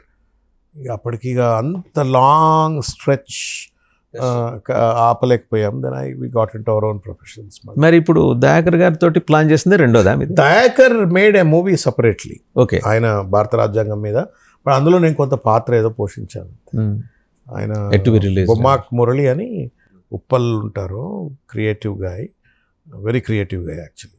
ఆయనకి దీనికి ఒక 10 రెట్ల స్టూడియో ఉంటుంది ఆయన దగ్గర, complete edit studio. LV Prasad ల్యాబ్స్లో ఉన్నదంతా ఎక్విప్మెంట్ ఆయన ఇంట్లో ఉంటుంది ఉప్పల్లో. ఎవరైనా సినిమా తీసుకోవాలనుకుంటే రామోజీ ఫిలిమ్స్ ఆడుతుంది, బోడుప్పల్ వాళ్ళ ఇంటికి పోతే అయిపోతుంది, అంత ఎక్విప్మెంట్ ఉంది ఆయన దగ్గర. సో ఆయన దయాకర్ కలిసి రాజ్యాంగం మీద సినిమా తీసినారు, సేవ్ కాన్స్టిట్యూషన్, అంటే నా దేశం అట్లా. దాంట్లో you have played bit of role గద్దరన్నతో కలిసి అట్లా. గద్దర్తో మీకు సాన్నిధ్యం అట్లా ఉండేది అంటే మీరు పార్టీ లైన్స్ పక్కన పెట్టండి. నాకు వ్యక్తిగతంగా చాలా ప్రేమించేవాడు నన్ను, నా గొంతు ఇష్టపడేవాడు, నా ప్రశ్నించే తీరు ఇష్టపడేవాడు. నేను కూడా ఆయన పాటకు అభిమాన్ని. నేను ఏవీపీలో పనిచేస్తూ కూడా గద్దరన్న పాటలు వినేవాడిని. చాలామందికి పరేషాన్, వీడేంద్ర ఏవీపీలో తిరుగుతాడు, ఆ గద్దరన్న నాకు చిన్న టేప్ రికార్డర్ ఉంటుండే, చిన్న సోనీ టేప్ రికార్డర్, ఆ స్పీకర్ ఒక కుండలో పెట్టి పెడుతుంటుంది, సౌండ్ బాగా రాదు. సో గద్దర్ పాటలన్నీ ప్లే చేసుకున్నాడు సాయంకాలం వచ్చి. ఏదైనా గద్దర్ పాటలు పెట్టుకుంటాడు అని అంటే అది పేదోడు గొంతు. గద్దర్ పాట మన పాట, మన పేదోళ్ళ పాట, పేదోళ్ళ మాట, పేదోళ్ళ పాట, పేదోళ్ళ బాధలు. ఆ గొంతులో ఒక మాధుర్యం ఉంటుందండి. అదేం ఘంటసాల కాదు, బాలసుబ్రహ్మణ్యం కాదు, కానీ అంతకంటే ప్రభావితం చేయగలిగేటువంటి ఒక గొప్ప గొంతు అది. భావుకత, ఆ పాటలో ఉన్న భావుకత. So I was inspired by him. Luckily Telangana ఉద్యమంలో ఆయనతో కలిసి అసోసియేట్ కావటం, ఆయన ఇంటికి వచ్చేవాడు, నేను అన్నింటికి పోయేవాడిని. So there was a emotional bond with him. మళ్ళీ గద్దరన్న అంటే ఒక యుగ పురుషుడు అంతే. మళ్ళీ మరో గద్దరన్న పుట్టడిగా ఈ దేశంలో. చరిత్ర భారతదేశంలో కాదు, ప్రపంచంలో అటువంటి వాడు ఉండడు. ఈ దేశంలో ఒక దళితుడు కాబట్టి ఆయనకు అంత బహుశా ప్రాబల్యము, లేకపోతే ఆ లెఫ్టిస్ట్లో పనిచేసింది కాబట్టి మొత్తం రాలే. కానీ బట్ వరల్డ్లో ఎక్కడ కూడా ఇంత పెద్ద కళ ద్వారా కోటాను కోట్ల మందిని ప్రభావితం చేసిన వాడు, పేదోళ్ళ గొంతుగా, బహుముఖ ప్రజ్ఞాశాలి, రైటరు, థింకరు, స్పీకరు. సో కాంగ్రెస్తో అట్లా నడిచింది. మధ్యలో ఐ థింక్ ఒక వారం 2 వారాలు మీరు your away. That was an accident. జీవితంలో అన్ని తప్పులు చేసి ప్రమాదం జరిగింది అక్కడే. ప్రమాదం జరిగింది. ఆ ప్రమాదానికి కారణం కూడా రేవంత్ రెడ్డి. అంటే అది ప్లీజ్ ఎలాబరేట్. అంటే ఆయన Revanth Reddy is a feudal అండి, basically is a very big feudal intolerant. And ఆయన దాంతో ఏంటంటే నువ్వు పోటీకి పనికిరావు అంటే, నువ్వెవడు రాబోయ్ చెప్పడానికి, నేను పోటీ చేయాలనో వద్దో 2009లోనే మీరు ప్రూవ్ చేసుకున్నాను. నువ్వు 18 ప్రూవ్ చేసుకున్నాక నువ్వు ఓడిపోయినావు. మరి నువ్వు కూడా ఓడిపోయినావు కదా కొడంగల్లా. నేను ఓడిపోయినా కరెక్ట్, నువ్వైతే ఓడిపోయినావు కదా, నాకంటే పెద్ద సిపాయి అయినా ఓడిపోయాను. నువ్వు ఓడిపోగలేంది, నేను ఓడిపోతే తప్పేంది. 101 మంది ఓడిపోయినారు 119లో, అందులో నేను ఒక్కడిని, నేను 101 వ్యక్తిని. దానికి అదేదో పాపం చేసినట్టు అంటే నువ్వు కార్పొరేటర్లు మరి ఎన్ని గెలిపించుకున్నావు? 47 కార్పొరేటర్లు ఉండే నీకు, నువ్వు ఒక్క సీట్, ఒక కార్పొరేటర్ ఏమో గెలిచినావు. 47:1 by being a member of parliament. Dasoju Shravan member of parliament కాలేదు, 6 ఓడిపోయిందని దాన్ని లింక్ పెట్టి మాట్లాడితే అన్యాయం. అంటే ఇక అది ఆయనకు mind set, typical mind set. తను నింపాదిగా ఉండడు, ఎవరిని నింపాదిగా ఉండని. ఇప్పుడు అదే కదా నడుస్తుంది. చెట్లను నింపాదిగా ఉండనిస్తలేడు, పక్షులను నింపాదిగా ఉండనిస్తలేడు, ప్రజలను నింపాదిగా ఉండనిస్తలేడు, రాష్ట్రాన్ని నింపాదిగా ఉండనిస్తలేడు. ఆగమాగం చేస్తూ ఉన్నాడు. ఆ ఆగమాగంతో ఏంటంటే ఆ సఫికేషన్ తట్టుకోలేక జరిగినటువంటి ఒక ప్రమాదం. బీజేపీలో 2 వారాలు ఉన్నారు. వన్ మంత్ 2 months వచ్చిన. And anyway it is also probably నా ఇంటికి రావడానికి డెస్టినీ మనం అది ఎటు నుంచి ఎటు తీసుకెళ్ళని తెలియదు మనకు. నా రాత మీద నేను కేసీఆర్ గారితో మళ్ళీ పనిచేయాలా, వారి ప్రేమతో వాళ్ళ ఆశీర్వాదంతో నేను మళ్ళీ చట్టసభకు పోవాలని దేవుడు రాసిపెట్టిండు. అది రేవంత్ రెడ్డి రూపంలో నాకు సఫికేషన్ అయిందా లేకపోతే ఇంకొక ప్రమాదం బీజేపీ రూపంలో అయిందా, but end of the day I have come back to my home, I'm happy. నేను ఆయన దగ్గరే నేను రాష్ట్రానికి చిరంజీవి గారు పవన్ కళ్యాణ్ వారి ద్వారా పరిచయమైనప్పటికీ కూడా ఒక ఉద్యమ నాయకుడిగా తెలంగాణ ఉద్యమ గొంతుకగా ఎదిగిన తర్వాత ఆయనను చూస్తూ ఎదిగిన వాడిని నేను. పాలిటిక్స్లో కూడా ఆయన క్లోజ్గా చూసినాను ఉద్యమ కాలంలో. సో మళ్ళీ నాకు ఆయనతో పనిచేయాలని దేవుడు లలాట లిఖితం, ఎవరు తప్పియలేరు. And this is God's program. Software is written by God. So therefore అట్లా అయింది ఇట్లా అయింది ఇట్లా అయింది క్రాష్ అయింది ఇట్లా అయింది, మళ్ళీ end of the day I come here. So I'm happy about it. మళ్ళీ అంటే రీయూనియన్ సందర్భంగా ఎట్లా ఆయన రిసీవ్ చేస్తున్నారు? ఈజ్ అ గ్రేట్ మ్యాన్ అండి. అంటే చాలామంది అంటే రకరకాల రీతుల్లో ఆయన గురించి ప్రచారం చేస్తారు, but is a great man, a great human being. నా మీటింగ్ వాజ్ 30-40 seconds అంతే, జస్ట్ 30-40 seconds అంతే. I join unconditionally. కేటీఆర్ గారు అంతకుముందు ఏదో మాట్లాడారు, I went and met him. He said I forgot everything. నేను నన్ను దండం పెట్టిన తర్వాత I forgot everything, you forget everything, come back to me like my old son, go and join. Ram అక్కడ ఉన్నాడు, ఫంక్షన్ హాల్లో ఉన్నాడు అవుటర్ రింగ్ రోడ్ దగ్గర, పోయి అక్కడ పోయి జాయిన్ అయ్యి రామ్. అంతే, ఇంకంతే. That's the journey. మధ్యలో ఈ తమిళసై గొడవ, ఈ వ్యవహారం ఏంటి అసలు? షీ వాజ్ అంటే ఇప్పుడు నన్ను రిజెక్ట్ చేసింది కాబట్టి నేను దట్ వాజ్ ఇడియాటిక్ అండి. నాట్ జస్ట్ బికాజ్ ఆఫ్ నా ప్రొఫైల్ ఇంకెవరికున్నా రిజెక్ట్ చేయకూడదు. ప్రొఫైల్ పక్కన పెట్టండి, క్యాబినెట్ ఒకసారి రికమెండ్ చేసిన తర్వాత constitution does not give any kind of authority to the speaker to reject, to the governor to reject. You are undermining the democratic sovereign government. ఆమె కేసీఆర్ గారి పైన కోపమా, లేదు ఆ 2 నెలలు నేను ప్రమాదం చెప్పినా కదా మీకు, నేను ఇట్లా చిన్న ప్రమాదం అయింది, ఆ ప్రమాదం కోసం నేను బయటకు వచ్చినందుకు కచ్చబట్టి నా మీద కసిబట్టి కొంతమంది పనిచేసిండ్రు అని కూడా తెలుసు. మొత్తానికి ఆమె రిజెక్ట్ క్యాబినెట్ నిర్ణయం తీసుకున్న తర్వాత రిజెక్ట్ చేయడం అనేది అంటే చాలా అరుదుగా జరుగుతుంటుంది కదా. చేయలేదండి. ఇండియాలో first time happen to me. భారతదేశంలో మొట్టమొదటిసారిగా ఒక గవర్నర్ ఒక ఎమ్మెల్సీ ప్రతిపాదనను రిజెక్ట్ చేయటం అనేది ఫస్ట్ టైం. ఇన్ఫర్మేషన్ కావాలంటే అడగొచ్చు, ఈ శ్రవణ్ పిహెచ్డి అంటున్నాడు, మీ సర్టిఫికేట్ ఉందా మీ దగ్గర అని అడగొచ్చు. లేదు ఈయనకి ఇంకేదన్నా యూనో మంచి చెడులు ఏంటి అని అడగొచ్చు, కానీ but she has no right to reject it. And that's what happened. ఇప్పుడు తమిళనాడు గవర్నర్ మీద చెంపదెబ్బ కొట్టింది కదా, సుప్రీంకోర్టే ఆ బిల్స్ అన్ని క్లియర్ చేసి పడేసింది. They set time line, they also set time line to president of India that you can't unilaterally. ఆమె దాదాపు 55 రోజులు పెట్టుకుంది, రిజెక్ట్ చేసింది.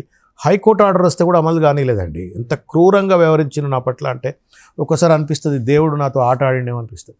కేసీఆర్ గారు పాపం ఆయన ప్రేమతో నమ్మకంతో ఆయన వీడు కష్టపడాడు ఉద్యమంలో, వాయిస్ ఆఫ్ తెలంగాణ మూమెంట్ ఉన్నాడు, వీడికి నేను ఆపర్చునిటీ ఇవ్వాలని ఆపర్చునిటీ ఇచ్చినాడు.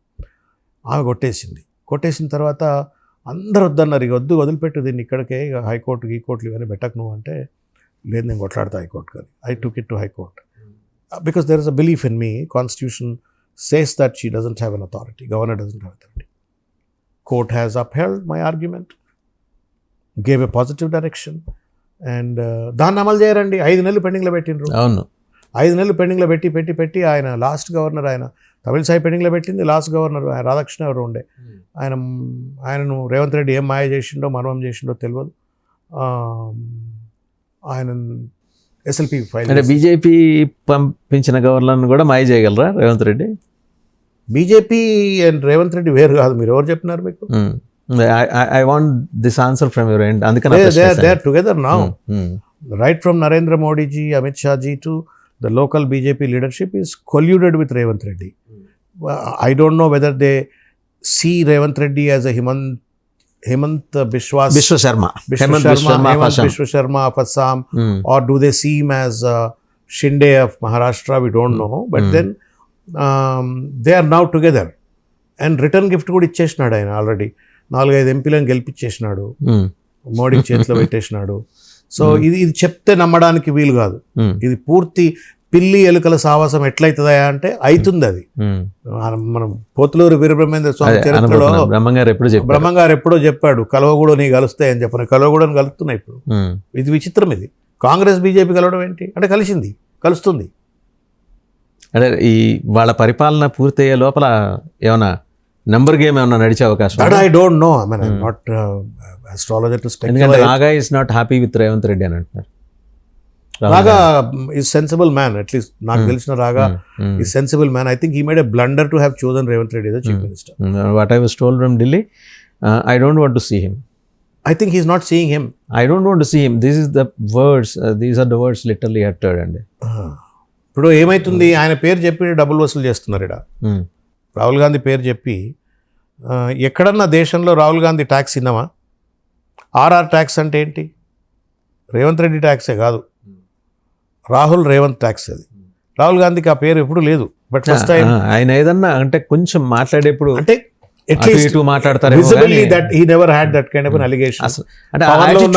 పవర్ లో ఉన్నప్పుడు లేదు, పవర్ లేక 10 ఏళ్ళు అయిపోయింది, ఇప్పుడు థర్డ్ టర్మ్. సో ఈ never had an opportunity. For the first time కర్ణాటకలో ఏం లేదు, రాజస్థాన్లో ఏం లేదు. అట్లా ఇక్కడికి వస్తే పట్టుకు ఆర్ఆర్ టాక్స్ అని చెప్పని ప్రధానమంత్రి అనే స్థాయిలో ఉంది అంటే ఆయనకు కూడా పింఛ్ ఉంటుంది కదా. తర్వాత మన బీసీ కులగణనకు సంబంధించిన 42% సంబంధించినటువంటి ఢిల్లీలో మీటింగ్ పెట్టిందే అది. ఢిల్లీలో మీటింగ్ పెట్టి రాహుల్ గాంధీ వస్తాడని అనుకున్నాడు. ఆడికి కూడా రాలేదు రాహుల్ గాంధీ, బికాజ్ ఈ didn't want to SIT next day. So ఇవన్నీ ఉన్నాయి problems. But end of the day ఏంటంటే స్టేట్ సఫర్ అవుతా ఉంది ఇవాళ. మంచి ఒకవేళ అంటే ప్యూర్లీ హైపోథెటికల్ అండి, మీరు అనొచ్చు ఇది పూర్తిగా వాళ్ళ అంతర్గత వ్యవహారం కానీ అంతర్గత వ్యవహారం కానీ రాష్ట్రాన్ని ప్రభావితం చేసే వ్యవహారం కాబట్టి అడుగుతున్నాను. ఒకవేళ ఏమైనా హెల్మ్ ఆఫ్ అఫైర్స్ దగ్గర నిర్ణయం తీసుకోవాలి, చేంజ్ ఆఫ్ గార్డ్ అనుకుంటే Revanth Reddy may likely to shift his loyalties towards BJP అనే ఒక మాట కూడా ఢిల్లీలో అనిపిస్తుంది. There is every possibility. ఆయన మీరు ఒకసారి చెప్పండి, నరేంద్ర మోడీని ఇంతవరకు ఏమైనా స్ట్రాంగ్గా క్రిటిసైజ్ చేస్తాడా? ఇవాళ నేషనల్ హెరాల్డ్లో ఈడీ వాళ్ళు సోనియా గాంధీని తర్వాత రాహుల్ గాంధీని ఇద్దరిని ఛార్జ్షీట్లో ఇంప్లికేట్ చేసినారు. Where is Revanth Reddy? What is the statement? Mahesh Goud గారు ఏదో మాట్లాడినట్టుగా చూసినాను కానీ రేవంత్ రెడ్డి కండెమ్ చేసినట్టుగా లేదు. ఏముంది, జపాన్లో కూర్చొని చిన్న వీడియో పెట్టి రిలీజ్ చేయలేవాను? అది కష్టమా? ఎందుకు చేయలేను? Why is that you have not condemned? ఒకటి. రెండు, ఈ మధ్య కాలంలో నేను I don't want to take, there is an attack happening from the pro Revanth Reddy media on Rahul Gandhi. Of course, there is an attack happening on Rahul Gandhi by pro Revanth Reddy media. ఆయనకంటూ ఒక అనుకూల media ఇక్కడ ఉంది తెలంగాణ. లేదు, మంచిగా ఉంది. గమ్మత్ చెప్తారు, మీకు తెలియదు ఏంటి? ఆయన మొత్తం ఇప్పుడు మీడియా హౌసెస్ అన్ని కంట్రోల్ చేస్తున్నాడు. అంటే చంద్రబాబు నాయుడు గారి ప్రో మీడియా అంతా రేవంత్ రెడ్డి ప్రో మీడియానే. చంద్రబాబు నాయుడు గారు ప్రో బీజేపీ. సో ఇవాళ రాహుల్ గాంధీ గారి పైన pro Revanth Reddy media is attacking. Why? Meenakshi Natarajan ఎవరండి ఆవిడ? పాపం, she's a good lady, I know her personally. విలువలు, కొంత గాంధేయ సిద్ధాంతాలు, వంట పట్టించు, humble lady, very humble lady. ఈ కాలానికి చెందింది కాదా ఆమె మీద పెద్ద పెద్ద పేపర్లలో పరిపాలనలో జోక్యం అని చెప్పని రాస్తారు. ఏమడిగింది ఆమె? ఆ చెట్లు ఎట్లా కొట్టేసిండ్రా, పర్మిషన్ లేనిది అని అడిగింది ఆమె. ఒక పార్టీ అడగకూడదా? She was sent to know the facts కదండి. In fact she was asked to know. ఏందమ్మా ఎన్ని వస్తున్నాయి, సుప్రీంకోర్టులో కేసు ఏంది, నేషనల్ లెవెల్ క్రిటిసిజం అడిగింది. ఆమె సెక్రటరీ కూడా పోలే కనీసం. She simply asked for some details as how what permissions have been taken to cut down, who is the owner, కొంత వివరాలు ఉంటే చెప్పండి అని అంటే ఆమె ఎవరు ఇంటర్ఫియర్ అవుతుందని ఇంత పెద్ద ఆర్టికల్స్ రాయించినారు పేపర్లల్లో, టీవీలల్లో. అంటే ఏం జరుగుతుంది? ఎక్కడో trying to arm twist Rahul Gandhi. Right, Rahul గాంధీని ఆర్మ్ ట్విస్ట్ చేస్తున్నారు. మరి ఢిల్లీలో పైసలు అవసరం ఉంది, కాంగ్రెస్ పార్టీకి అవసరం ఉండొచ్చు. ఇంత పెద్ద పార్టీ, అధికారంలో లేవు, డబ్బులు లేవు. సో మొత్తానికి ఆర్మ్ ట్విస్ట్ చేస్తూ ఉన్నారు. బట్ ఐ థింక్ ఇవన్నీ కూడా బయట పడతాయి. ఏదో యూనో ఈ పాపాలన్నీ పడతాయి, అంత ఈజీగా పోతాయని.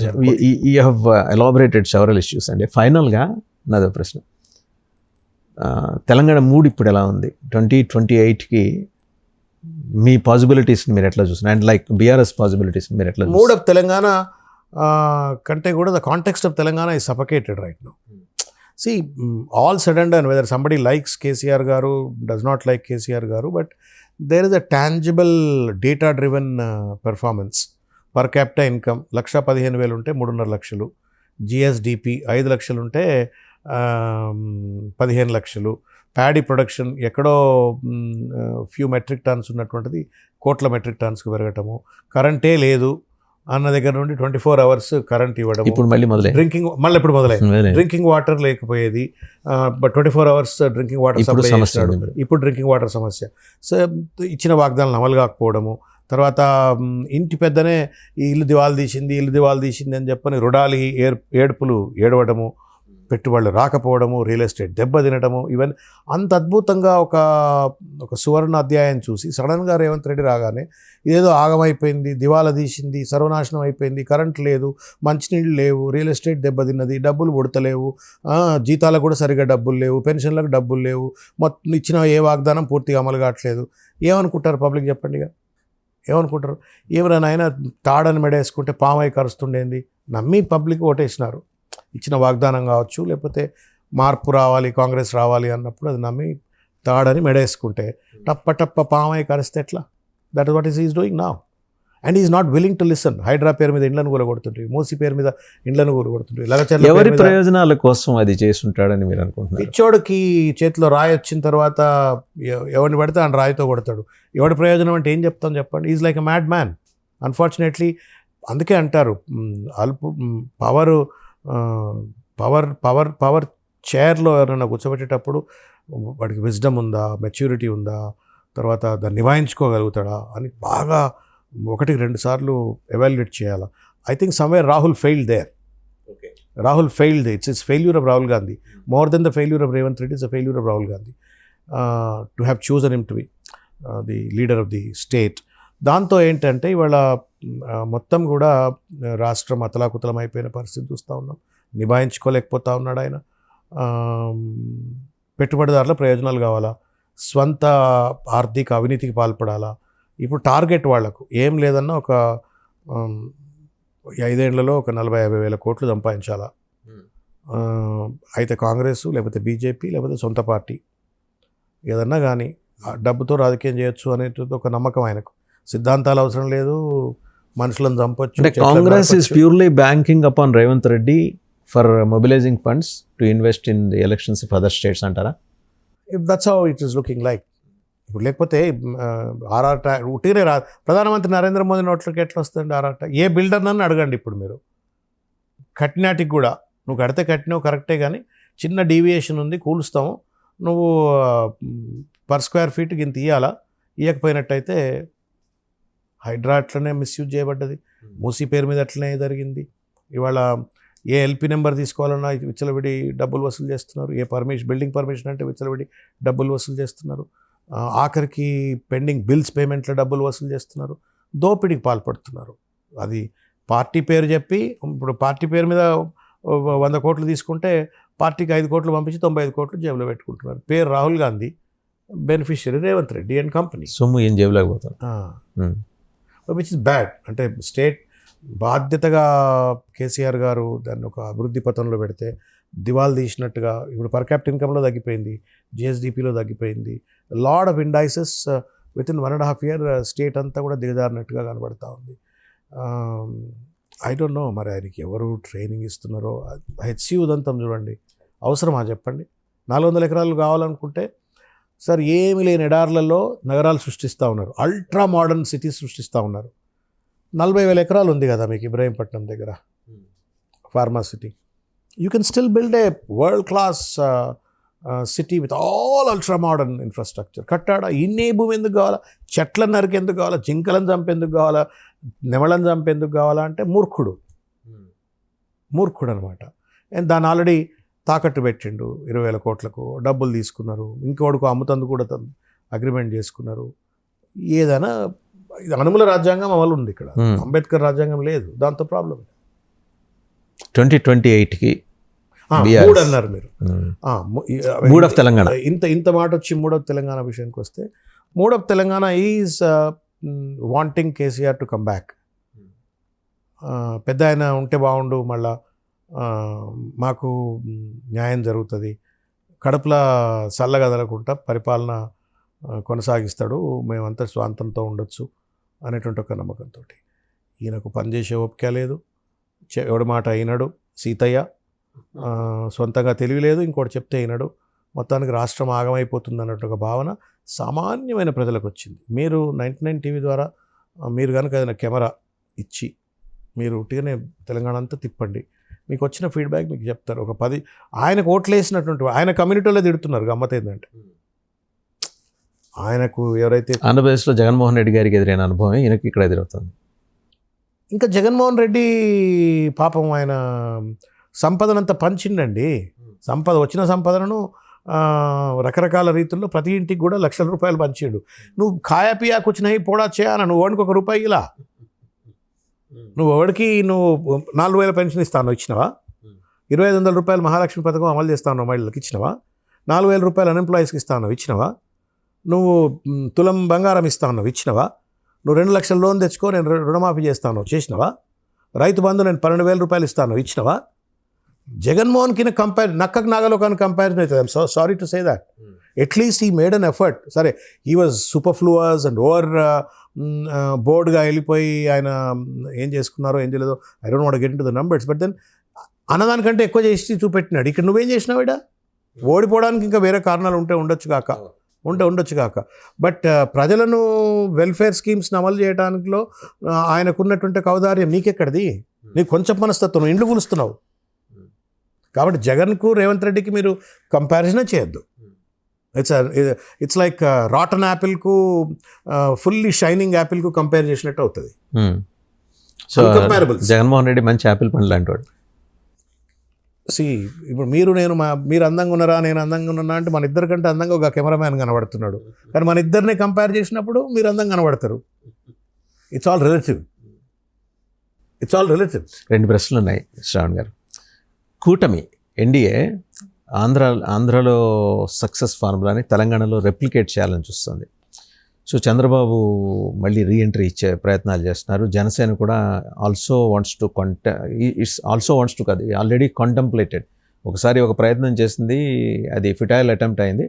బట్ తిరిగి మళ్ళీ గట్టిగా ప్రయత్నం చేస్తుంది. అంటే వీళ్ళు ఇండివిజువల్గా వస్తే మేము కష్టం నిలవడం, అక్కడైతే జనసేన బీజేపీ తెలుగుదేశం ఎలా కలిసినాయో ఇక్కడ కూడా జనసేన తెలుగుదేశం బీజేపీ కలిస్తే అప్పుడు కంటెస్ట్ ఎలా ఉండబోతుంది 2028లో? ఫస్ట్ ఆఫ్ ఆల్ అట్లా కలవదని నేను అనుకుంటున్నా. ఐఎమ్ ష్యూర్ పవన్ కళ్యాణ్ గారు is very sensible and shrewd and matured politician. ఆయన so will he confine himself only to Andhra? He should confine right now, I would say. If he wants to become the chief minister of Andhra Pradesh, he should confine there. మీకేమనిపిస్తుంది? నేనైతే advise చేస్తున్న వారికి, మీ ద్వారా నేను వారికి appeal చేస్తున్నా ఏంటంటే, అనవసరమైన ప్రయత్నం ఇది. మీరు ఇవాళ ఆంధ్రప్రదేశ్లో ముఖ్యమంత్రి కావాలి కదా, కావాలన్నా వద్దా? ఆయన 10 ఏళ్ళు ఆగుతానంటున్నాడు, 10-15 ఏళ్ళు ఆగుతానంటున్నాడుగా. సరే, ఇప్పుడు 10 ఏళ్ళు ఆగింది కదా, ఇప్పుడు 5 ఏళ్ళు అయిపోయింది కదా, 15 ఏళ్ళు అయింది కదా. మరి 15 ఏళ్ళు అయిన తర్వాత అయితే మళ్ళీ ముఖ్యమంత్రి కావాలి కదా. 10 ఏళ్ళు పార్టీ పెట్టి 14 నుండి 24, ఇక్కడి నుంచి 10 ఏళ్ళు, 24 నుండి 29 అన్నా ముఖ్యమంత్రి కాకపోతే ఇక రాముడు ఎవడో రాకాసేవాడు, అది వేరు ముచ్చుతుంది. ఇక అట్లా that will be an inappropriate strategic perspective on politics. మీ అడ్వైజ్ ఏంటి? ఆంధ్రప్రదేశ్లో కాన్సన్ట్రేట్ చేయాలా? ఆయన ఆల్టర్నేటివ్గా చూస్తున్నారు. ఆంధ్రప్రదేశ్లో ముఖ్యమంత్రి కావాలా? బీజేపీ వాళ్ళ కోసమో, లేకపోతే చంద్రబాబు నాయుడు గారి కోసమో, రేవంత్ రెడ్డి కోసమో ఇక్కడికి ఒకవేళ పుట్టుకున్న వాళ్ళ, I don't think it is his idea. BJP వాళ్ళు ఇక్కడ ఆయన మొహమాటస్తుడు కదా, వాళ్ళ అన్నగారేమో సునీత మనస్కుడు, ఈయన మొహమాటస్తుడు. ఒకవేళ ఒత్తిడి చేస్తే ఏం లేదు. పవన్ కళ్యాణ్ గారు నో చెప్పదలుసు కూడా చాలా బలంగా చెప్తాడు, కలవం కూడా కలవడు.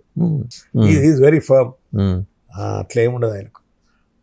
అయితే బీజేపీ వాళ్ళకి ఏంటి, ఇక్కడ ఫేస్ వాల్యూ లేదు, దే ఆర్ నాట్ గ్రోయింగ్. ఇది ఫర్టైల్ గ్రౌండ్ అయినప్పటికీ కూడా ఎదగలేకపోతున్నారు. చంద్రబాబు నాయుడు గారు శకం ముగిసింది తెలంగాణలో.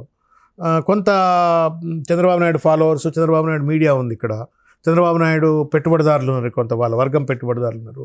వాళ్ళందరికీ కొంత తృప్తి కలగాల అంటే ఇక్కడ మా జెండా కూడా నిలబడాలా. దానికి బీజేపీ తోడొస్తుంది కదా, ఆంధ్రాలో కూడా కలిసిపోయింది కాబట్టి ఇక్కడ కూడా కలిసిపోవచ్చు కదా. పవన్ కళ్యాణ్ గారు వస్తే విస్ఫోటనంగా ఉంటుంది, జనం ఫాలోవర్షిప్ ఉంటుందని. ఇది personally I feel it is diluting Pavan Kalyan గారు. His energies and his image has to concentrate. 2029లో ఆంధ్రప్రదేశ్కు ఆయన ముఖ్యమంత్రిగా ప్రమాణ స్వీకారం చేయవచ్చు. పెద్ద మనిషి అయిపోతారు, చంద్రబాబు నాయుడు గారు పెద్ద మనిషి అయిపోతారు, దిగిపోతారు. సరే, లోకేష్ ఇంకా టైం ఉందనుకుంటా ఆయనకు. సో లెట్ పవన్ కళ్యాణ్ గారు become the chief minister. You concentrate your energies. నాకు తెలుసు అక్కడ సంస్థ అది ఆంధ్ర పర్స్పెక్టివ్. నేననేది ఏంటంటే ప్యూర్లీ హైపోథెటికల్ క్వశ్చన్. ఒకవేళ ఎన్డీఏ కూటమిగా ఇక్కడ ఏర్పడితే కూడా మనుగడ ఉండదు. It cannot be. నేను అదే చెప్తున్నా. ఐ డోంట్ వాంట్ కళ్యాణ్ గారు to be the part of కూటమి here. No, but it will demean him. Why? వారి ప్రాబల్యం మీద మచ్చొచ్చేటువంటి ఎందుకు పరిస్థితి? ఎందుకు? Is a star. ఇక్కడ ఆయన అంటే ప్రేమిస్తారు, అక్కడ ఆయన అంటే ప్రేమిస్తారు, రాజకీయాలకు అతీతంగా. అక్కడనేమో రాజకీయంగా ప్రేమిస్తారు, సినిమా నటుడుగాడు ప్రేమిస్తున్నారు, ఆదరిస్తున్నారు. People are asking that why can't you become the chief minister there అని అక్కడ అంటున్నారు. ఇక్కడ అన్నం దగ్గరకు వచ్చి ఎందుకు ప్రయత్నం చేయాలి? అన్న దగ్గర ప్రయత్నం చేసి సక్సెస్ అయ్యే బదులు. You don't need to sacrifice for Chandrababu Naidu. You gave him an opportunity. నువ్వు సాక్రిఫైస్ చేసుకున్నావు అండ్ ముఖ్యమంత్రి కుర్చీలో కూర్చోబెట్టినావు. ఓ టర్మ్ అయిపోయింది. లోకేష్ గారికి కూడా మంచి ఆపర్చునిటీ వచ్చింది, పెద్దోడు అయిపోయాడు. ఇప్పుడు నువ్వు ముఖ్యమంత్రి కండి, ఒక 5 ఏళ్ళు మీరు నడిపియండి, 10 ఏళ్ళు నడిపియండి, తర్వాత కావాలంటే లోకేష్ గారు వస్తారు. ఏమో. సో అది ఆయన అయితే ఇక్కడ మై పర్స్పెక్టివ్. మీ పర్స్పెక్టివ్ అంటే unsolicited discussion that you have raised. So hypothetical. అందుకని నేను అన్నది కూడా హైపోథెటికల్ అన్న. ఇక్కడికి వచ్చి కంటెస్ట్ ఎలా ఉండబోతుంది ప్రాక్టికల్గా? ఇక్కడ ఏం ఇంపాక్ట్ చూపెట్టలేరు. వాళ్ళ సంగతి పక్కన పెట్టండి. నేను వాళ్ళ కూటమి కాకుండా తెలుగుదేశం బీజేపీ కలిసే అవకాశాలు అయితే ఉన్నాయి, అది కనిపిస్తోంది. తెలుగుదేశం అదే సార్, క్యాడరు అక్కడో ఇక్కడో ప్రతి జిల్లాలో అక్కడో ఇక్కడో ఒక స్పొరాడిక్ పర్సంటేజ్ ఆఫ్ క్యాడర్ ఉంటే ఉండొచ్చు. బట్ అది దానివల్ల ప్రభావం చూపగలుగుతారని నేను అనుకోవట్లేదు. అప్పుడు కీన్ కంటెస్ట్ ఎవరి మధ్య ఉండొచ్చు? మీకు సింపుల్ ఫ్యాక్ట్ చెప్తున్నా. తెలంగాణ ఎలక్షన్ జరిగినాయి. గ్రేటర్ హైదరాబాద్లో ఎవరు గెలిచినారు పెద్ద ఎత్తున? బీఆర్ఎస్. ఆంధ్రాలో చంద్రబాబు నాయుడు గారు అధికారంలోకి వస్తున్నారు అన్న ఒక వేవ్లో బీజేపీ చంద్రబాబు నాయుడు గారు కలిసినటువంటి ఒక వేవ్లో ఇక్కడ కేసీఆర్ గారు కేటీఆర్ గారికి గ్రేటర్ హైదరాబాద్ పట్టం కట్టింది. What does it mean? Andhra voters ఇక్కడ are with KCR and they have seen the visible development. Why would they want to experiment with some unknown angels now? Whether it is CBN, who's a history in Telangana, BJP, who's never seen a hope. Unknown angels are known demons. I mean, that's a saying, but they have seen him, KCR, as an angel also, right? ఎవడండి 1,15,000 per capital ఇన్కమ్ను 3.5 లక్షల కోట్ల రూపాయలకు state ఏ దేశంలో ఏ రాష్ట్రంలో అంత develop అయిందో చెప్పరాదు. మేము వరి దినాలంటే కష్టం అనుకున్నటువంటి ఒక వరి పంట కష్టం అనుకున్న దగ్గర గంత పెద్ద ఎత్తున ప్యాడీ ప్రొడక్షన్ నెంబర్ 1 తీసుకొచ్చి ఐ డూ అగ్రీ అండి. పరిహసించారు, అవహేళన చేశారు, ఆయన నిలబడి కొట్లాడారు చేశారు. గట్టిగా ఆయన నోన్ ఏంజల్ అంట, నాట్ అ నోన్ ఏంజల్ గట్టి కొట్లాడి ఈరోజు తెలంగాణలో ఒకటి నిర్మోహమాటంగా అక్రాస్ ద పార్టీ లైన్స్ మాట్లాడి ఒప్పుకోవాలంటే సాగునీటి వ్యవస్థని అద్భుతంగా తీర్చిదిద్దారు. ఈ 10 ఏళ్ళు అది చూసింది. తెలంగాణే కాదు, మిగిలిన రాష్ట్రాలు కూడా చూసినాయి. చెరువుల్లో నీళ్ళు మేము చూసినాం. దుబ్బాక్ ఎలక్షన్స్ పోయినా మహబూబ్నగర్ లేదు. అరే మహబూబ్నగర్ ఎడారి. నేను డిస్ట్రిక్ట్ పావర్టీ ఇనిషియేటివ్స్ ప్రాజెక్ట్ అని 1994, 95, 96 ప్రాంతంలో పనిచేశాను నేను, వరల్డ్ బ్యాంక్ ప్రాజెక్ట్. ఇప్పుడు ఆ సెర్ప్ వెలుగు అవన్నీ దాంతో వచ్చాయి. ఐపీలో ఉండి I use to coordinate that project. ఎడారి అండి మహబూబ్ నగర్లో. ఎడారుల్లో ఉన్నటువంటి ఒక పక్షులు వస్తున్నాయి అనంతపూర్ మహబూబ్ నగర్లో అని చెప్పేవాళ్ళు. అటువంటి మహబూబ్ నగర్లో ఇలా మొత్తం నీళ్ళే. ఏడ చూసినా నిండుకుండల లెక్క చెరువులు కనబడుతున్నాయి, నీళ్లు కనబడుతున్నాయి. మీరు మెదక్ జిల్లా, ఏ జిల్లా అన్నా పోండి, this is water. How did it happen? Kaleshwaram కావచ్చు, లేకపోతే check dams, thousands of check dams కట్టిండు. వాటర్ను ఇట్లా ఒడిచిపట్టిండు, చుక్కను ఒడిచిపట్టి పెట్టిండు. ఒకసారి అండి ఇంత డెవలప్మెంట్ చేసిన తర్వాత కూడా జనం ఫర్ వాట్ రీజన్స్ పక్కన పెడతారు అర్థం కాదు కదా సార్. ఇప్పుడు పీపుల్ వాంట్ చేంజ్, అంతే. అది జస్ట్ ఒక మార్పు కావాలనుకున్నారు, అంతే. మార్పు కావాలనుకున్నారు ఒకటి. రెండోది, వాళ్ళు ఇచ్చిన వాగ్దానాలు కావచ్చు, లేకపోతే కేసీఆర్ గారి పైన వేసిన బట్టగాల్చి మీద వేసిన తత్వాలు కావచ్చు. అదే టైంలో Group 1 పేపర్ను ఎవరు లీక్ చేసిండ్రో తెలుసు, ఏ పెద్ద నాయకులు లీక్ చేసిండ్రో తెలుసు. లీక్ చేసి దానిలో తర్వాత అశోక్ నగర్ ఇన్సిడెంట్స్ కొన్ని చిన్న అన్నీ జరిగినాయి. ఎండ్ ఆఫ్ ద డే ఏంటండి, people wanted change, that's all. And when in all their wisdom they voted for Congress. Unfortunately ఓట్లు తీసుకొని గద్దెనెక్కిన తర్వాత గద్దల లెక్క మారిపోయి వాళ్ళ ప్రజలనే పొడుసుక తింటున్నారు. ఎవరైతే ఓటేసి కూసబెట్టిండో వాడిని పట్టపట్ట పొడుసుక తింటున్నారు. So therefore they see that మళ్ళీ కేసీఆర్ గారు వస్తే బాగుండు, మళ్ళీ థర్డ్ టైం చీఫ్ మినిస్టర్ అయితే బాగుండు, మాకు కొంచెం మళ్ళీ స్టెబిలిటీ వస్తుంది, మా కరెంటు, మా డ్రింకింగ్ వాటర్, మా సాగునీరు, మా వెల్ఫేర్, పవర్ ఇష్యూస్ అయితే మొదలైనాయి ఆల్రెడీ. మార్చిలోనే మొదలైంది. కరెంట్ పోతుంది. వాళ్ళకి విజన్ లేదు, ఓపిక లేదు, శృతి లేని సంసారం. ఇప్పుడు ఈ సంస్థ నడుస్తుంది, మీరు హెడ్, మీకు ఇంకో డిపార్ట్మెంట్ హెడ్ ఉంటాడు, మీరు ఇద్దరు కలిసి పని చేయకపోతే ఏమవుతుంది? మీరు ఇద్దరు కొట్టుకుంటే ఇప్పుడు same thing happening in the government. ఒకటి రేవంత్ రెడ్డికి తెలివి తక్కువ. Sorry for the my chief minister, నేను అట్లా అంటున్నాను. తెలివి ఉన్న వాళ్ళు ఎవరు చెట్లను నరకరు, తెలివి ఉన్న వాళ్ళు ఎవరు 400 ఎకరాలను అడవిని మార్ట్గేజ్ చేయరు. అందుకు మాట అంటున్నాను. ఆయన కాన్సన్ట్రేషన్ లేదు, మిగతా మంత్రులకు సయోధ్య లేదు. ఎప్పుడు రేవంత్ రెడ్డి దిగిపోతే బాగుండరా అని మిగతా మంత్రులు అనుకుంటారు. వీళ్ళంతా ఫెయిల్ అయిపోయి నేను ఒక్కడనే సక్సెస్ అయితే బాగుండని చీఫ్ మినిస్టర్ అనుకుంటాడు. ఇది ఎట్లా పనిచేస్తుంది అది? ఇట్స్ కలెక్టివ్ ఎఫర్ట్ గవర్నమెంట్ అనేది. అట్లా లేదు, కలెక్టివ్ కంటిన్యూస్ ప్రాసెస్. ఆ కలెక్టివ్గా ఉంచగలిగే పెద్ద మనిషి లేడు పార్టీకి, ప్రభుత్వానికి. కేసీఆర్ గారు ఉన్నప్పుడు ఏంటి అంటే ఆయన 24/7 కాదు, 36/7. అంటే 24 గంటలు ఉంటే 36 గంటలు పనిచేసే మనిషి. నిరంతరంగా పాలిటిక్స్ తప్ప వేరే తెలియదు ఆయనకి. రాజకీయము, ప్రభుత్వము, రాజకీయం తప్ప. కాబట్టి he was able to run the show, he was able to radically transform the state. కాబట్టి ప్రజలు కోరుకుంటున్నారు. Mood of the state is that KCR should come back. Mood of the state is that Revanth Reddy should be taught a befitting lesson. This government should go. This is the mood. కక్ష సాధింపు రాజకీయాలకి రేవంత్ రెడ్డి పాల్పొందుతున్నారు. రేపు పొద్దున మీరు వచ్చిన అదే చేస్తారా? అట్లా చేసి ఉంటే రేవంత్ రెడ్డి బయట ఉండేవాడు కాదు కదా. గతంలో రేవంత్ రెడ్డి ఆయన బిడ్డ పెళ్లికి కూడా ఆయన అరెస్ట్ చేసినారు కదా, అది కదా ఆయన కంటెస్టెంట్ కాదండి. ఇప్పుడు మీ ఇంట్లో 2 రోజుల తర్వాత బిడ్డ పెళ్లి ఉంది, మీరు ఎవరినో పిక్ ప్యాకెట్, సారీ అనాలజీ ఉదాహరణకి చెప్తున్నారులేండి, ఓకే, మీరు ఒక పిక్ ప్యాకెటింగ్ చేసిండ్రు, బిడ్డ పెళ్లి ఉందని లోపల పెట్టాలనా లేకపోతే బిడ్డ పెళ్లి అయినాక లోపల పెట్టాలనా? కేసే కదా. మీరు 2 రోజుల తర్వాత బిడ్డ పెళ్ళి ఉంది, ఇలా జేబు కొట్టేసిండ్రు, దొరికిపోయినరు. మిమ్మల్ని రిమాండ్ చేయాలన్నా? అరే సార్ బిడ్డ పెళ్ళి ఉన్నది, మన వాసుదేవన్ గారు పాత మిత్రుడు బిడ్డ పెళ్ళి ఉంది కాబట్టి బిడ్డ పెళ్ళి అయినాక లోపల వేయాలని ఏం చేయాలి చెప్పండి మీరు? Your cot man. దేశోద్ధారకుడై ఏదో భారతదేశ స్వతంత్ర పోరాటంలో కొట్లాడుతుంటే నా బిడ్డ పెళ్ళి ఉంటే కూడా బ్రిటిష్ వాడు గుంజుకపోయినట్టు మాట్లాడుతున్నాడు. నువ్వు చేసిన దొంగతనం. 50 లక్షల రూపాయల క్యాష్ పట్టుకొని రాజీవ్ గాంధీ ప్రవేశపెట్టిన యాంటీ డిఫెక్షన్ లాను మ్యానిపులేట్ చేయాలని ప్రయత్నం చేసినావు, దొరికిపోయినావు. దొరికిన తర్వాత నన్ను లోపల పెట్టిన నేను పెళ్లికన్నా రానిచ్చిండ్రు. ఇంకా కక్ష సాధింపుంటే పెళ్ళికి రానియొద్దు. నేను సారీ, ఆ అమ్మాయి చిన్నపిల్ల, నాకు కూడా బిడ్డల సమానమే. ఈ కాంటెక్స్ట్ అంతా పక్కన పెడితే ఆయన ఏదైతే రాజుకి పట్టుకొస్తా ఉండో సింపతి గెయిన్ చేయడానికి, అది సింపతి గెయిన్ చేసేది కాదు. ప్రజలు నవ్వులాట గురవుతూ ఉండవు. People are laughing at him. Is becoming a laughing stock by talking about it. అది కాదు సింపతి తెచ్చుకోవాల్సింది. నువ్వు పుట్టలు ఏలు పెడుతుందట, కుట్టదట. అక్కడ నిన్నెవడు మరి పక్క పార్టీ ఎమ్మెల్యేలను కొనమని నీకు ఎవడు చెప్పిండు? చంద్రబాబు నాయుడు నీకు ఇచ్చిండు. కేసీఆర్ గారు కక్ష సాధింపులు ఉంటుంటే చంద్రబాబు నాయుడు గారు అప్పుడే జైలుకి పోతుండే. జగన్మోహన్ రెడ్డికి అవకాశం వచ్చేది కదా. చిచ్చి రాదు. మీరు ప్లీజ్ బీ కొంత మోడరేట్గా ఉండండి, హానెస్ట్గా ఒప్పుకోండి. బ్రదర్ బ్రీఫ్డ్ మీ అన్నాక జైలుకి పోడా అండి? ఎందుకు పోలేదండి? ఎక్కడో కొంత పెద్ద మనిషి, ఆయన కూడా పెద్ద మనిషి అనుకున్నాడు. చంద్రబాబు నాయుడు గారు కూడా పెద్ద మనిషే. ఈ పెద్ద మనిషి ఆ పెద్ద మనిషిని పోనీలే, ఈ ఎదవ చేసిన తప్పుకు నేను ఆయన ఎందుకు పంపేది అని అనుకున్నారు. అనుకోకపోయి ఉంటే, కక్ష సాధింపు చర్య ఉంటే రేవంత్ రెడ్డి బయటికి రాడు, చంద్రబాబు నాయుడు గారు అప్పుడే జైలుకి పోతుండే. అంటే ఎలా అంటారు, ట్యాపింగ్ అని పీపింగ్ అని ఇవన్నీ బేకార్ ముచ్చట్లు ఇవన్నీ. అండ్ ఫైనల్గా అండి, ఈసారైనా ఫ్యూడల్ వే ఆఫ్ అడ్మినిస్ట్రేషన్ని గివప్ చేస్తారా? జనం అడుగుతున్నమాట. నో అంటే ఒక చిన్న మాట అండి, అంటే నేను జనం అడుగుతున్నారు. It's not my question. I don't no.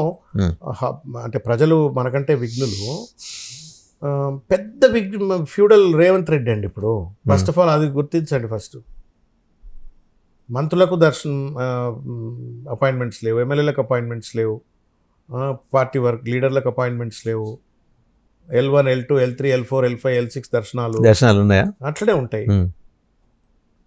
కాబట్టి ప్రజలకు అర్థమవుతుంది ఏంటంటే ఎక్కడ పెద్ద ఫ్యూడల్ను తెచ్చిపెట్టుకున్నాం నియంత అని చెప్పాలి. రెండోది ఏంటంటే ఇప్పుడు మీకు వెస్టర్న్ సిస్టంలో you don't need to go after any politician or a public representative to get access to any very service. True అండి, వెరీ ట్రూ. రేవంత్ రెడ్డి గారు ఏమన్నారు, నేను ప్రజా దర్బార్ పెడతాను, అదేది ప్రగతి భవన్లో ప్రజా దర్బార్ పెడతాను. ఒక్కరోజు వచ్చిండు, తెల్లారి చిన్నారెడ్డి అన్నాడు. చిన్నారెడ్డి నుండి ఇప్పుడు యూడీసీ స్థాయి క్లర్క్ స్థాయి అధికారులను నడబెట్టి కంప్లైంట్ అసలు ఆ కంప్లైంట్ తీసుకోవడం కోసం నేను ఆదిలాబాద్ నుండి ఎందుకు రావాలా? నా ఊర్లో నా ఇంట్లో కూర్చుంటే నా సమస్య ఎందుకు పరిష్కారం కావద్దు? నా ఓటుతో నేను నా ఊర్లో ఉండి నేను మీట నొక్కి ఓటేస్తే అధికారంలోకి వచ్చి నా సమస్య పరిష్కారం కోసం నేను ఆదిలాబాద్ నుండి నేనెందుకు సెక్రటేరియట్కు రావాలా? నేనెందుకు ముఖ్యమంత్రి ఇంటికాడ ఎండల నిలబడి నేనెందుకు అర్జీలు పెట్టుకోవాలా? KCR did that. KCR always wanted collectors to do the job that he's doing. జనాలు హైదరాబాద్ దాకా రావడు కానీ, లేకపోతే మీ స్థానిక ఎమ్మెల్యేలు యువర్ అకౌంటబుల్. మీరు ఎమ్మెల్యేలు మీరు పరిష్కరించండి, జిల్లా కలెక్టర్లు మీరు పరిష్కరించండి, ఆర్డీఓలు మీరు పరిష్కరించండి. డీసెంట్రలైజ్డ్ అడ్మినిస్ట్రేషన్ ఉండాలంటే కేసీఆర్ కలవలేదు. కలిసిన వాళ్ళని కలిసిండు, కలవకుండానే జిఎస్డిపి పెరిగిందా, కలవకుండానే పర్ క్యాపిటల్ ఇన్కమ్ పెరిగిందా, కలవకుండానే కరెంట్ వచ్చిందా, కలవకుండానే సాగునీరు వచ్చిందా, తాగునీరు వచ్చిందా? He did his best job. కాకపోతే ప్రచారాన్ని తిప్పికొట్టుకోలేకపోయినరు. సరే, కొంత అవసరమైతే ఇంకా కొంత యాక్సెసిబిలిటీ, కొంత నెట్వర్క్ ఏమైనా పెరగాల్సిన అవసరం ఉంటే అది కూడా తప్పనిసరిగా చేస్తారు. ఆఫ్టర్ ఆల్ ఆయన ఈ హైయెస్ట్ పొలిటికల్ మెచ్యూరిటీ విజ్డమ్ ఉన్నటువంటి ఒక టాల్ పర్సనాలిటీ, స్టాల్వర్ట్ లీడర్ ఆయన. కాబట్టి ఏమైనా అవసరమైన మార్పులు చేరుకుంటే చేసుకుంటారు. సో తప్పులు జరగలేదు, పొరపాట్లే జరిగినాయి. డెన్సిటీ ఇంటెన్సిటీ నేను మాట్లాడుతాను. తప్పులని ప్రజలను ఇబ్బంది, ఇప్పుడు చెట్లను నరకడం తప్పులు, హైడ్రా పేరు మీద బుల్డోజర్లను పంపి జేసీబీలను పంపించి ఇండ్లను కూల్చడం తప్పు. లగచర్ల లాంటి ప్రాంతంలో అమాయకమైన గిరిజనుల భూములను లాక్కుంటూ మా భూములు మాకు కావాలంటే వాళ్ళ ఇండ్ల మీద పడి అత్యాచారాలకు పాల్పడడం తప్పు అవుతుంది. అవి తప్పులు అవుతాయి. సాధారణంగా రావాల్సిన ఎల్పీ నెంబర్ను లేఅవుట్ పర్మిషన్కు కమిషన్ ఇస్తే తప్ప, లంచం ఇస్తే తప్ప నేను ఎల్పీ నెంబర్ పర్మిషన్ ఇవ్వను అనటం తప్పు అవుతుంది. ఆర్ఆర్ ట్యాక్స్ తప్పు అవుతుంది. దోపిడీ తప్పు అవుతుంది. అవినీతి తప్పు అవుతుంది. ప్రశ్నించిన వాడిని అణచివేతకు గురి చేసి వందల కొద్ది కేసులు పెట్టి స్టేషన్ల చుట్టూ జైళ్ల చుట్టూ తిప్పడం అవుతుందో అది తప్పు అవుతుంది. సో ప్రజలు పునరాలోచిస్తున్నారు అయితే mood of Telangana. I think అంటే అరే ఏదో అనుకుంటే ఏదో అయింది కదా అని అనుకుంటున్నారేమో అనుకుంటున్నాను నేను. మార్పు అంటే in that context will it be A triangular contest అండి? తెలుగుదేశం మీరు రూల్ అవుట్ చేస్తున్నారు, జనసేన రాకపోవచ్చు, రావచ్చు కూడా. For all you know they may ఇప్పుడు ఆయనకు కూడా సౌత్ ఇండియాలో సౌత్ ఇండియా లీడర్ కావాలని ఏమన్నా ఆకాంక్ష ఉందో ఏమో తెలియదు కానీ, but that will be too early for him. If he becomes a chief minister of Andhra Pradesh, from there if he wants to canvass as a CM in other states, will have more credential than by like what Hemantu Biswa Sharma is doing right now. whatever అట్లుంటుంది. కానీ ఇప్పుడు మీరు ఇంట్లో గెలిచి రచ్చ గెలవాలంటారు, మీరు ఇంట్లో గెలవాలి. ఇప్పుడు ఇంట్లో మీరు ముఖ్యమంత్రి అయితే మీకు ఎక్సెప్టెన్స్ కూడా వస్తుంది, క్రెడెన్షియల్ వస్తుంది. That's what happen to Rahul Gandhi కదా. రాహుల్ గాంధీ ప్రధానమంత్రి అయ్యి ఉండి అపోజిషన్ నాయకుడుగా ఉండుంటే మోడీని గట్టిగా ఎదుర్కొనేవాడు. రాహుల్ గాంధీ అయ్యే అవకాశం ఉన్నా కాలే, ఆయన కాదలుచుకోలేదు ఆ సమయంలో. ఇక్కడ కూడా అదే స్టోరీ కదా. ఈయన 25 సీట్ల పోటీ చేసింది, మన 21 కదా, 51, 61, 101 చేస్తే కూడా గెలిచి మరి ఆయన. ఈ సాక్రిఫైస్ 100 చేసుంటే గెలిచిండేవారా పవన్? I don't know. 3 అట్లే ఉంది కదా ఆ రోజు నుండి, ప్రజల 3 అట్లే ఉంది కదా. రైట్, ఇప్పటిదాకా తెలంగాణ మాట్లాడుకున్నాం, తెలంగాణకు సంబంధించి మెగా ఫ్యామిలీతో అనుబంధం మాట్లాడుకున్నాం. ఈరోజు మెగా ఫ్యామిలీని this is the final question అండి. మెగా ఫ్యామిలీని సోషల్ మీడియాలో టార్గెట్ చేయడానికి ఎలా చూస్తున్నారు? ఆ మెగా ఫ్యామిలీ ఆడపిల్లల్ని, ఆ ఇంటి ఆడపడుచుల్ని, పసిబిడ్డల్ని తప్పండి. ఎవరు టార్గెట్ చేసినా తప్పే. సోషల్ మీడియా అన్ఫార్చునేట్లీ ఏమైందంటే ఒక విష సంస్కారం వచ్చేసింది, విష సంస్కృతి వచ్చేసింది. ఏది పడితే అది మాట్లాడవచ్చు,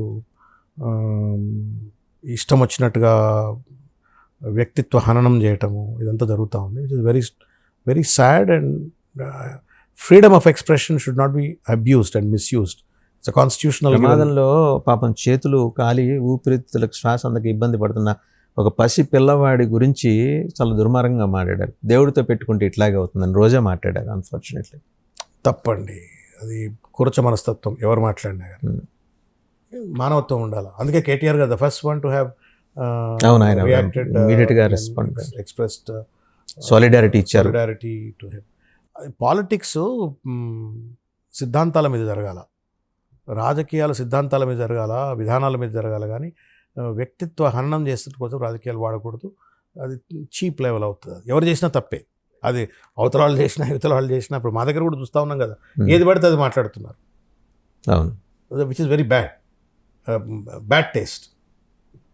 రైట్. థ్యాంక్ యూ శ్రవణ్ గారు, thank you very much. So చూసాం కదా దాసోజు శ్రవణ్ గారు 360 degrees ఆయన ఈరోజు మాట్లాడిన అంశాలు మొత్తం తెలంగాణ నుంచి మొదలెట్టి ఆంధ్ర మీదుగా మళ్ళీ తెలంగాణ వచ్చారు. So mood of Telangana KCR వైపు ఉంది. అలాగే పవన్ కళ్యాణ్ 2029కి ఆంధ్రప్రదేశ్ ముఖ్యమంత్రిగా ముందర ఆ టార్గెట్గా ఆయన అక్కడ పనిచేయాలి. ఇక్కడికి రావాల్సిన అంత అవసరం లేదు, రాకపోవచ్చు కూడా, వచ్చినా తప్పేం లేదు. బట్ ఆయన అక్కడ చీఫ్ మినిస్టర్ హోదాలో వేరే రాష్ట్రాల్లో క్యాన్వాసింగ్ వస్తే చూడాలనేది ఇక్కడ ప్రజల ఆకాంక్ష అనే అభిప్రాయాన్ని కూడా వ్యక్తం చేశారు. ఎనేహో కాంగ్రెస్ తప్పిదాలని ఎండగట్టారు. ఎలాంటి ఫ్యూడల్ మనస్తత్వంతో రేవంత్ రెడ్డి పరిపాలన సాగిస్తున్నారు తెలంగాణలో. సో ప్రజలు మార్పు అప్పుడు ఎలా కోరుకున్నారో ఈరోజు వాస్తవం తెలుసుకున్నారు. కాబట్టి పరిపాలనాధ్యక్షుడైన కేసీఆర్ నాయకత్వాన్ని మూడోసారి వారు కోరుకుంటున్నారు. Thank you sir, thank you very much. Thank you.